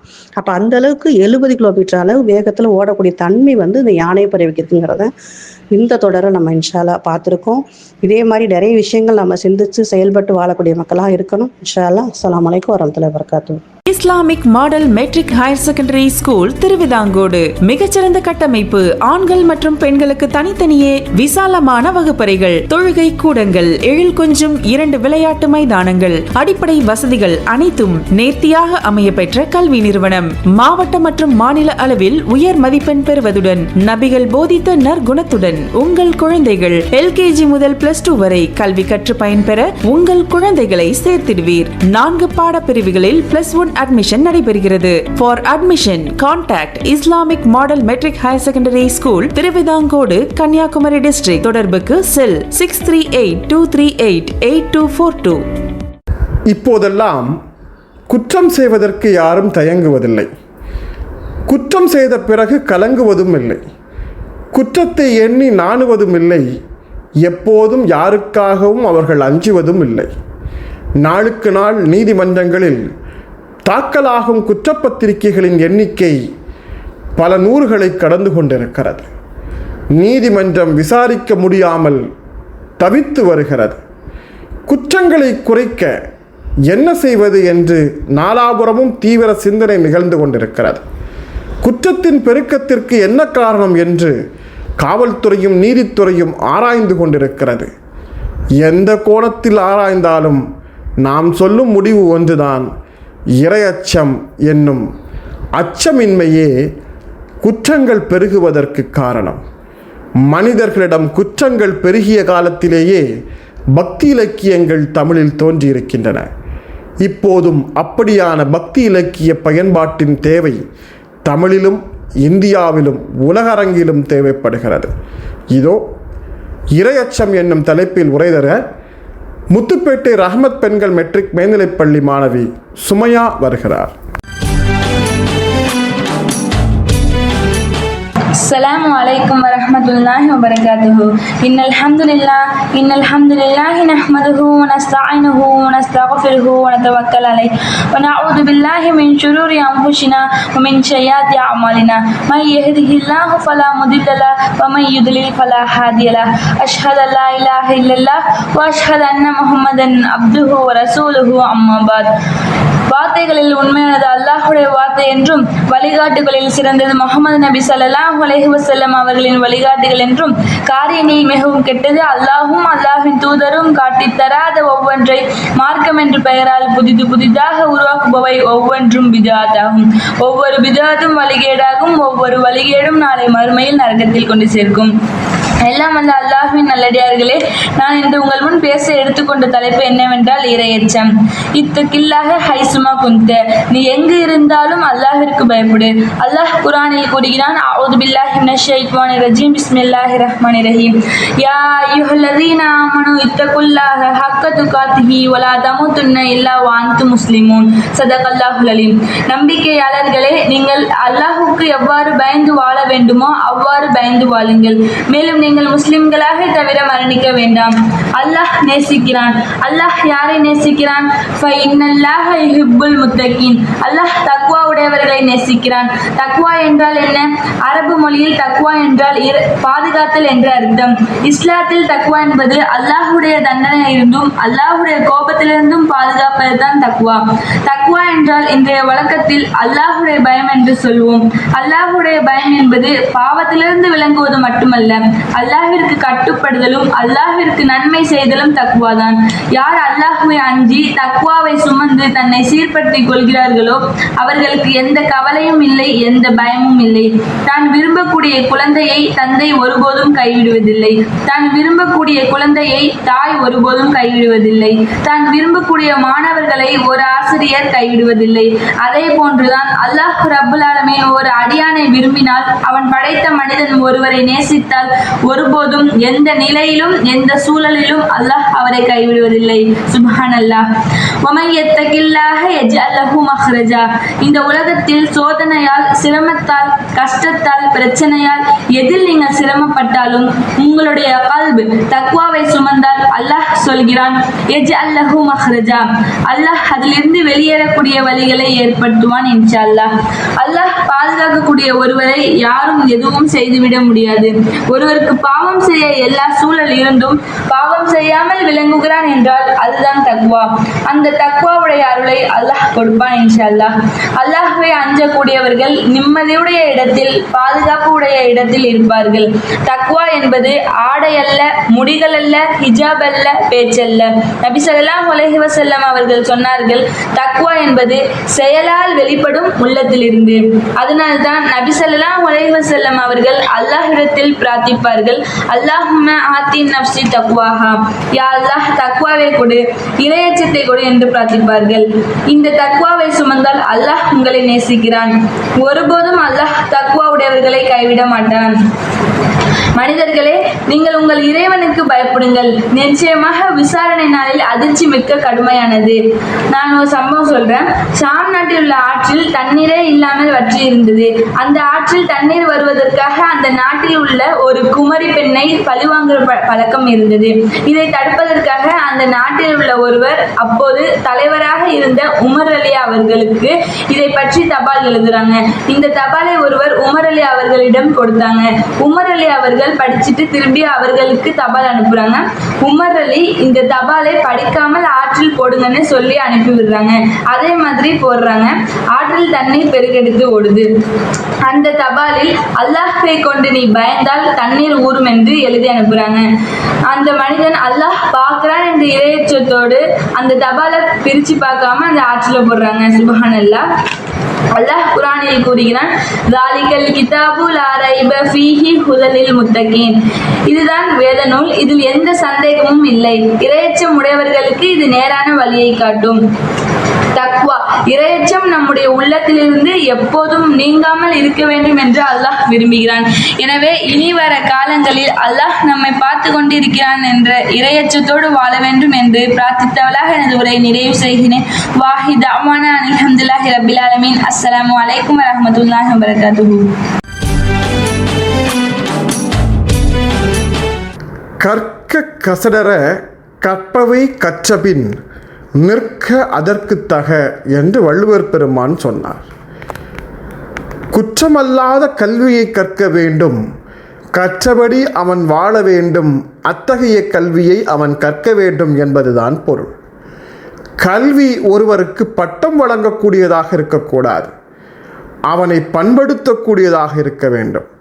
இதோ மனிதனை மாற்றும் கல்வி என்னும் தலைப்பில் உரை வழங்குவதற்காக குடும்பநல ஆலோசகர் ஹாஜரா மூமின் அவர்கள் வருகிறார்கள். அனைவருக்கும் என் இனிய அஸ்ஸலாமு அலைக்கும் வரஹ்மத்துல்லாஹி தஆலா பரக்காத்துஹு மற்றும் வணக்கம். நம்ம இன்னைக்கு பார்க்க போகிறது என்ன அப்படின்னா, நம்ம வாழ்க்கையே மாற்றக்கூடியது. நம்ம வாழ்க்கையை மாற்றக்கூடியது என்ன? முதல்ல நம்ம ஞாபகத்துக்கு வருவது கல்வி தான். வாழ்க்கை மாற்ற முடியுதுன்னா அது கல்வினால மட்டும்தான் முடியும். அறிவற்றவர்களையும் அறிவாளிகளாக மாற்றக்கூடிய சக்தி கல்விக்கு உண்டு. அந்த கல்வியை பற்றி 3 மதங்கள்லையுமே சொல்லியிருக்காங்க. இஸ்லாம் மதமாக இருக்கட்டும், கிறிஸ்டின் மதமாக இருக்கட்டும், இந்து மதமாக இருக்கட்டும், 3 பேருமே வந்துட்டு கல்வியை பற்றி நிறையா சொல்லியிருக்காங்க. கல்விக்கு முக்கியத்துவம் கொடுத்து தான் 3 மதத்துலையுமே சொல்லியிருக்காங்க. அப்படிப்பட்ட கல்வியை தான் நம்ம பார்க்க போகிறோம். இறைவனால் அருளப்பட்ட ஒரு விஷயம், மனிதனுக்கு கொடுக்கப்பட்ட ஒரு விஷயம் கல்வி. முக்கியமானது கல்வி. வாழ்க்கையை மாற்றி அமைக்கக்கூடியது கல்வி. அந்த கல்வியை பற்றி எனக்கு தெரிந்த சில வரிகள். அழகிய தமிழில் எழுதுங்கள், அனைவரும் மகிழ்ந்து படியுங்கள், பிழைகளை ஒழிக்க வாருங்கள், பிள்ளைகள் விரைந்து சேருங்கள், படிக்கும் காலம் பொற்காலம், பண்பை வளர்க்கும் நற்காலம், படிப்போர் பாரில் உயர்ந்தாரே, படிக்கவாரி தோழர்களே, கல்வி என்னும் ஆழ்கடல், காலத்தை வெல்லும் மடல், குழந்தை வயது கல்வி, உயர பறந்திட உதவும் வேள்வி, அல்ல அல்ல குறையாத அச்சய பாத்திரம் கல்வி. உழவனிடம் கற்பது வேளாண் கல்வி, பெற்றோரிடம் கற்பது வாழ்க்கை கல்வி, தோல்விகள் தருவது அனுபவ கல்வி, வெற்றிகள் தருவது தன் நம்பிக்கை கல்வி, பொன்மலை தருவது இயற்கை கல்வி, மூட நம்பிக்கைகளை களைவது பகுத்தறிவு கல்வி. நன்றி. ரஹ்மத் பதிப்பகத்தின் ஆன்லைன் விற்பனையில் இப்போது குர்ஆன் தப்சீர் இப்னு கசீர், புகாரி, முஸ்லிம், நசையி, திர்மிதி, அபு தாவூத், இப்னு மஜா என்று 1993 முதல் வெளிவந்துள்ள அனைத்து ரஹ்மத் வெளியீடுகளையும் தள்ளுபடி விலையில் வாங்கிக் கொள்ளலாம். உங்கள் வீட்டில் இஸ்லாமிய நூலகம் அமைத்திட பள்ளிவாசல் மற்றும் மதரசா நூலகங்களுக்கும் உறவினர்களுக்கும் சதக்கத்துல் ஜாரியாவாக வழங்கிட சிறப்பு ஆஃபர் வழங்கப்படுகிறது. ஆன்லைன் மூலம் www.rahmat.net இணையதளத்தில் புக்கிங் செய்யலாம். வாட்ஸ்அப் மூலம் 9440250000 என்ற எண்ணில் ஆர்டர் செய்யலாம். பயத்தினால் ஒரு காரியமில்லை இங்கு, பாழும் நரகினில் நாங்கள் விழுந்திட மாட்டோம் என கம்பீரமாக பாடினான் பாரதி. என் மனதிற்கு ஒவ்வாத ஒன்றை, எனக்கு உடன்பாடு இல்லாத ஒன்றை எதை கொண்டும் எந்த சூழலிலும் நான் செய்ய மாட்டேன் என மறுக்கும் வரிதான் இது. நாம் பல நிர்பந்தத்தின் காரணமாகவும் சந்தர்ப்ப சூழலிலும் நாம் ஒவ்வாத ஒன்றை, உடன்பாடு இல்லாத ஒன்றை செய்வதற்கு தடைப்படுகிறோம். அதை எப்போதும் மறுப்போம் என்னும் சத்திய வார்த்தையை மையப்படுத்தி இல்லை என்று சொல்வதற்கு ஓர் தைரியம் வேண்டும் என்ற தலைப்பில் உரை வழங்குகிறார் கோயம்புத்தூர் இஸ்லாமிக் கேர்ள்ஸ் ஆர்கனைசேஷன் கிளை உறுப்பினர் ஜெசிலா அவர்கள்.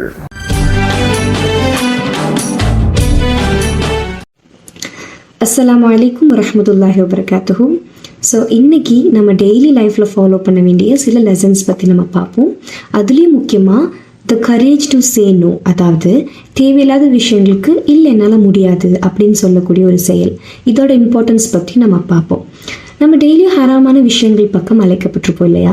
நம்ம ஃப்ரெண்ட்ஸ் நம்மளை கூப்பிட்ருப்பாங்க, ஆர் சோஷியல் மீடியா அதன் பக்கம் அழைச்சிருக்கோம், இல்லைன்னா இந்த சொசைட்டியில் ஃபிட்டாக இருக்காக நம்ம தவறான விஷயங்கள் பக்கம் போயிருப்போம்.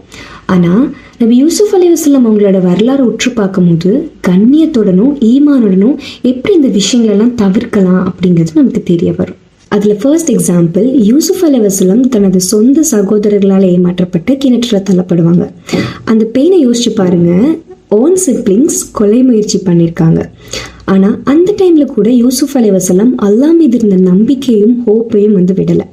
இப்போ நம்மளை நினச்சி பாருங்கள், நம்மளை யாராச்சும் ஹர்ட் பண்ணிட்டாங்க அப்படின்னா நம்ம அவங்கள திட்டக்கூடியவங்களா இருக்குமா, இல்லை இதுவும் அல்லாவுடைய நாட்டம் தான் அப்படின்னு சொல்லிட்டு அல்லாவை நம்பக்கூடியவங்களா இருக்குமா? நம்மள பல பேர் நம்மளை யாரோச்சும் சின்ன காயப்படுத்தினாலும் அவங்கள வந்து திட்டக்கூடியவங்களாகவும் அவங்க மேலே குறை சொல்லக்கூடியவங்களாகவும் தான் இருக்கும். ஆனால் இதுவும் எனக்கு அல்லாஹ் கொடுத்தது தான் அப்படின்னு சொல்லி அல்லாஹ்வுடைய ஒரு பிளானையும் நம்பக்கூடியவங்களாக இருக்கணும். ஸோ நம்ம அல்லாஹ்வை நம்பும் போது அல்லாஹ் நம்ம மீது அளவு கடந்த அருள் பொழியக்கூடியவனாக இருப்பான் இன்ஷா அல்லாஹ். செகண்ட் எக்ஸாம்பிள் என்னன்னா, யூசுப் அலைஹிஸ்ஸலாம் மினிஸ்டர் வீட்டில் இருக்கும்போது கதவுகள் அடைக்கப்படுது, தவறான விஷயத்துக்கு அழைக்கப்படுறாரு. ஆனால் யூசுப் அலைஹிஸ்ஸலாம் சொன்ன வார்த்தை நோ. பாவத்துக்கு பதிலாக சிறை தண்டனையே மேலானதுன்னு சொல்லிட்டு அந்த பிரிசனை வந்து ஏற்றுப்பாரு. ஸோ இம்மை விட எனக்கு மறுமை தான் முக்கியம்னு சொல்லி யோசிக்கக்கூடியவங்களா இருந்திருக்காங்க. இன்னைக்கு நம்மளும் அதே மாதிரி தான் பல வகையில் சோதிக்கப்படுவோம். நான் ஆல்ரெடி சொன்ன மாதிரி ஃப்ரெண்ட்ஸ், சோஷியல் மீடியா, சொசைட்டின்னு சோதனைகள் பல வகையில் வரலாம். ஆனால் யூசுப் அலைஹிஸ்ஸலாம் இவ்வளோ பெரிய டெஸ்ட்டில் பாஸ் ஆகும்போது இந்த மாதிரி சின்ன சின்ன விஷயங்களை நம்மளால் தவிர்க்க முடியாதா? நம்ம இன்னைக்கு சொல்லக்கூடிய அந்த ஒரு நோ, என்னால் பண்ண முடியாது அப்படின்னு சொல்கிற அசர்ட்டிவ்னஸ் நாளைக்கு வரைக்கும் நம்மளோட ஃப்யூச்சர் ஈமானை ப்ரொடெக்ட் பண்ணணும்னா அந்த நோவில் நம்ம ஸ்ட்ராங்காக இருக்கக்கூடியவங்களா இருக்கணும் இன்ஷா அல்லாஹ். தேர்ட் எக்ஸாம்பிள் என்னென்னா, யூசுப் அலைஹிஸ்ஸலாம் எந்த பாவமும் செய்யாமையே அவங்கள வந்து சிறை பிடிச்சிருவாங்க. ஸோ வந்துட்டு எனக்கு மட்டும் ஏன் இப்படி ஆயிடுச்சு அப்படின்னு சொல்லி கம்ப்ளைண்ட் பண்ணாமல் அந்த டைமை கூட யூசுப் அலைஹிஸ்ஸலாம் அல்லாஹ்வோட மெசேஜை ஸ்ப்ரெட் பண்ணுறதுக்கு வந்துட்டு யூட்டிலைஸ் பண்ணிக்கிட்டாங்க. ஸோ இப்போ நம்மளை எடுத்துக்கலாம். நமக்கும் நிறைய ஹார்ட்ஷிப்ஸ் இருக்கும், அப்ஸ் அண்ட் டவுன்ஸ் இருக்கும் லைஃப்பில். ஸ்ட்ரெஸ் ஃபேஸ் பண்ணுவோம், அகாடமிக்ஸும் பேலன்ஸ் பண்ணுவோம், ஃபேமிலி லைஃப்பும் பேலன்ஸ் பண்ணணும்னு சொல்லிட்டு நிறைய ஹார்ட்ஷிப்ஸ் நமக்கும் இருக்கும் இல்லையா? ஸோ அந்த டைமில் அல்லாஹ் எனக்கு மட்டும் ஏன் இப்படி பண்ணுறான் அப்படின்னு சொல்லிட்டு அல்லாஹ்வை கம்ப்ளைண்ட் பண்ணக்கூடியவங்களா இன்னைக்கு நம்மள பெரும்பாலும் இருக்கும். அந்த மாதிரி கம்ப்ளைண்ட் பண்ணாமல் அல்லாஹ்வை நெருங்கக்கூடிய ஒரு பிளாட்ஃபார்மாக நம்ம யூஸ் பண்ணிக்கணும். ஏன்னா அல்லாஹ் ஒரு ஹார்ட்ஷிப்ஸ் கொடுக்குறானா அதுவுமே நமக்கு ஒரு டெஸ்ட் தான். அந்த டைம்லும் என் அடியா என்ன நினைக்கிறானா அப்படின்னு ஒரு பார்க்குறக்காக ஒரு டெஸ்ட்டாக கூட இருக்கலாம். ஸோ ஹார்ட்ஷிப்ஸை அல்லாஹ் எனக்கு மட்டும் இப்படி கொடுக்குறான்னு நம்ம கம்ப்ளைண்ட் பண்ணாமல் அல்லாஹ் கிட்ட நெருங்குறதுக்கான ஒரு பிளாட்ஃபார்மாக யூஸ் பண்ணிக்கணும் இன்ஷா அல்லாஹ். ஸோ ஃபோர்த் எக்ஸாம்பிள் என்னென்னா, சில வருஷங்கள் கழித்து யூசுப் அலைஹிஸ்ஸலாம் அங்கே வந்து மந்திரி ஆயிடுறாங்க. அண்ட் எந்த பிரதர்ஸ் அவங்கள வந்து ஏமாற்றி கிணற்ற தள்ளி விட்டாங்களோ அதே பிரதர்ஸ் திரும்பி வராங்க இல்லையா? ஸோ அவங்கள பார்த்தோன்னே யூசுப் அலைஹிஸ்ஸலாமுக்கு தெரிஞ்சிருது இதுதான் நம்ம பிரதர்ஸ்னு. அன்றைக்கி யூசுப் அலைஹிஸ்ஸலாம் நினச்சிருந்தா அவங்கள பழி வாங்கியிருக்கலாம். ஆனால் அன்றைக்கி அவர் அவங்கள மன்னிச்சு விட்டார். கரெக்ட். ஸோ இங்கே நம்ம நோட் பண்ண வேண்டிய எலிமெண்ட் ஃபர்கிவ்னஸ். டெய்லியும் நம்ம லைஃப்பில் வந்துட்டு நிறைய பேர் தப்பு பண்ணுறாங்க நம்ம முன்னாடி. ஸோ நம்ம அந்த கிரட்ஜஸை ஹோல்ட் பண்ணிருக்கோமா இல்லை அவங்கள மன்னிச்சு விடுறோமா அப்படின்னு நம்ம யோசிச்சு பார்க்கக்கூடியவங்களா இருக்கணும். நிறைய பேர் நினைக்கிறாங்க இந்த ஃபர்கிவ்னஸ், அந்த மன்னிக்கிறது அப்படிங்கிறது ஒரு வீக்னஸ், நம்மள்ட்ட இருக்கிற அந்த கெத்து போயிடும் அப்படின்னு நம்ம நினைக்கிறோம். ஆனால் forgiveness is strength actually. So forgiveness அப்படிங்கிறது ஒரு வீக்னஸ் கிடையாது. நம்ம ஒருத்தவங்களை மன்னிக்கும் போது நம்ம லைஃப்லையும் நம்மளோட மனதளவுலையும் ஒரு நிம்மதியும் அமைதியும் நமக்கு வந்து அல்லாஹ் கொடுப்பான். ஸோ ஃபிஃப்த் என்னன்னா, யூசுப் அலைஹிஸ்ஸலாமுக்கு அல்லாஹ் கனவுகளுக்கு விடை சொல்லக்கூடிய ஒரு அருட்கொடை கொடுத்துருந்தான். ஆனால் எப்பவுமே அவர் அதை வந்து பெருமை அடிச்சதே கிடையாது. அவர் சொல்லக்கூடிய வார்த்தை இது அல்லாஹ் கிட்டேருந்து எனக்கு கிடைச்சது, திஸ் இஸ் ஃப்ரம் அல்லாஹ் அப்படிங்கிறது. இப்போ நம்மளை எடுத்துக்கலாம். ஸோ நம்மளும் நிறைய அச்சீவ் பண்ணுறோம் டெய்லி லைஃப்பில், ரைட்? நல்ல மார்க், ப்ரொமோஷன், ஒரு அத்தாரிட்டியில் வந்து பிளேஸ் ஆகிறோம். அந்த மாதிரிலாம் இருக்கும்போது இது வந்து என்னோடய எஃபர்ட்டில் நான் சம்பாரிச்சது, நான் கஷ்டப்பட்டு நைட்டு பகல்னு படித்து எடுத்தது, நான் கஷ்டப்பட்டு ஒர்க் பண்ணி இந்த ப்ரொமோஷன், இந்த ஒரு பொசிஷனுக்கு நான் வந்திருக்கேன் அப்படின்னு நம்ம சொல்லக்கூடியவங்களா இருக்கவே கூடாது. நம்ம சொல்ல வேண்டியது யூசுப் அலைஹிஸ்ஸலாம் சொன்ன மாதிரி அல்ஹம்துலில்லாஹ், திஸ் இஸ் ஃப்ரம் அல்லாஹ், அல்லாஹ் கொடுத்தது, ஸோ அதனால இது எனக்கு கிடைச்சிது அப்படின்னு சொல்லக்கூடியவங்களா இருக்கணும். ஸோ ஃபைனலி யூசுப் அலைஹிஸ்ஸலாம் வரலாறுலேருந்து நம்ம இன்றைக்கி என்னெல்லாம் லேர்ன் பண்ணோம்? ஏமாற்றப்பட்டாலும் அல்லாஹ் மீது நம்பிக்கை இருக்கணும். ஹராமான கால் வந்துச்சுன்னா நோ அப்படிங்கிற ஒரு அசர்ட்டிவ்னஸ் மெயின்டைன் பண்ணணும். நமக்கு எவ்வளோ ஹார்ட்ஷிப்ஸ் வந்தாலும் பொறுமையை கையாளணும். தவறு செஞ்சுட்டாங்க அப்படின்னா அவங்கள மன்னிக்கக்கூடிய குணம் இருக்கணும். அண்ட் ஃபைனலி நம்ம சக்ஸஸ் ஆனோன்னா ஹம்பிளாக இது அல்லாஹ்ட்டிருந்து கிடைச்சது, அல்லாஹ் கொடுத்தது அப்படின்னு சொல்லக்கூடியவங்களா இருக்கணும். ஸோ இவ்வளோ விஷயங்கள் வந்து நம்ம லேர்ன் பண்ணோம் இல்லையா? ஸோ இதை வந்து நான் ஒரு ஹிஸ்ட்ரியாக கேட்டேன், இல்லைன்னா எனக்கு ஆல்ரெடி தெரியும் அதை ரிமெம்பர் பண்ணாங்க அப்படின்னு இல்லாமல் நம்ம டெய்லி லைஃப்பில் ப்ராக்டிஸ் பண்ணக்கூடியவங்களா இருக்கணும். ஸோ இப்படி நம்ம லைஃப் மாறும்போது நம்ம life filled with strength, peace and அல்லாஹ்வுடைய அருள் வந்துட்டு அதிகமாக நம்ம லைஃப்பில் இருக்கும். ஸோ ஐ ஹோப் இன்னைக்கு இருந்து நம்ம இந்த சின்ன சின்ன விஷயங்களெல்லாம் ஃபாலோ பண்ணணும் இன்ஷா அல்லாஹ். உலக தமிழ் இதயங்களில் இடம் பிடித்த இசைமுரசு FM இணைய வானொலியில் சிறு குறு வணிகர்கள், வியாபாரிகள் குறைந்த கட்டணத்தில் விளம்பரம் செய்ய தொடர்பு கொள்ளலாம். இயக்குனர் இசைமுரசு FM இணைய வானொலி 9080475780. நேயர்களே, இன்றைய ரமலான் வசந்தம் நிகழ்ச்சியின் நிறைவு பகுதிக்கு வந்திருக்கிறோம். இன்றைய நிகழ்ச்சியில் இடம்பெற்ற அனைத்து தகவல்களும் தங்களுக்கு பயனுள்ளதாக இருந்திருக்கும் என்று நம்புகிறோம். இந்த நிகழ்ச்சி குறித்த உங்களின் மேலான கருத்துக்களையும் விமர்சனங்களையும் எதிர்பார்க்கிறோம். இசை முரசு ஆண்ட்ராய்டு செயலில் இணைக்கப்பட்டிருக்கும் வாட்ஸ்அப் அல்லது சோஷியல் மீடியா கமெண்ட்ஸ் வழியாக எங்களுக்கு தெரியப்படுத்துங்கள். நிகழ்ச்சியில் பங்கேற்றவர்களுக்கும் கேட்டு ரசித்தவர்களுக்கும் நன்றி சொல்லி மீண்டும் மற்ற நிகழ்ச்சியில் சந்திக்கும் வரை சலாம் சொல்லி விடைபெறுகிறோம். அஸ்ஸலாமு அலைக்கும்.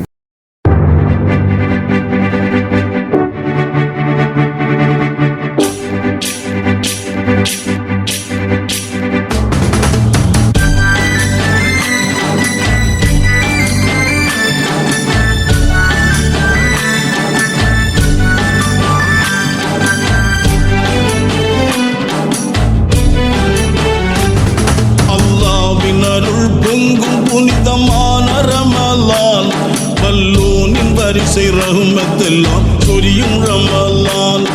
அல்லாஹ்வின் அருள் பொங்கும் புனிதமான ரமலான் வல்லோனின் வரிசை ரஹ்மத்தெல்லாம் சொரியும் ரமலான்.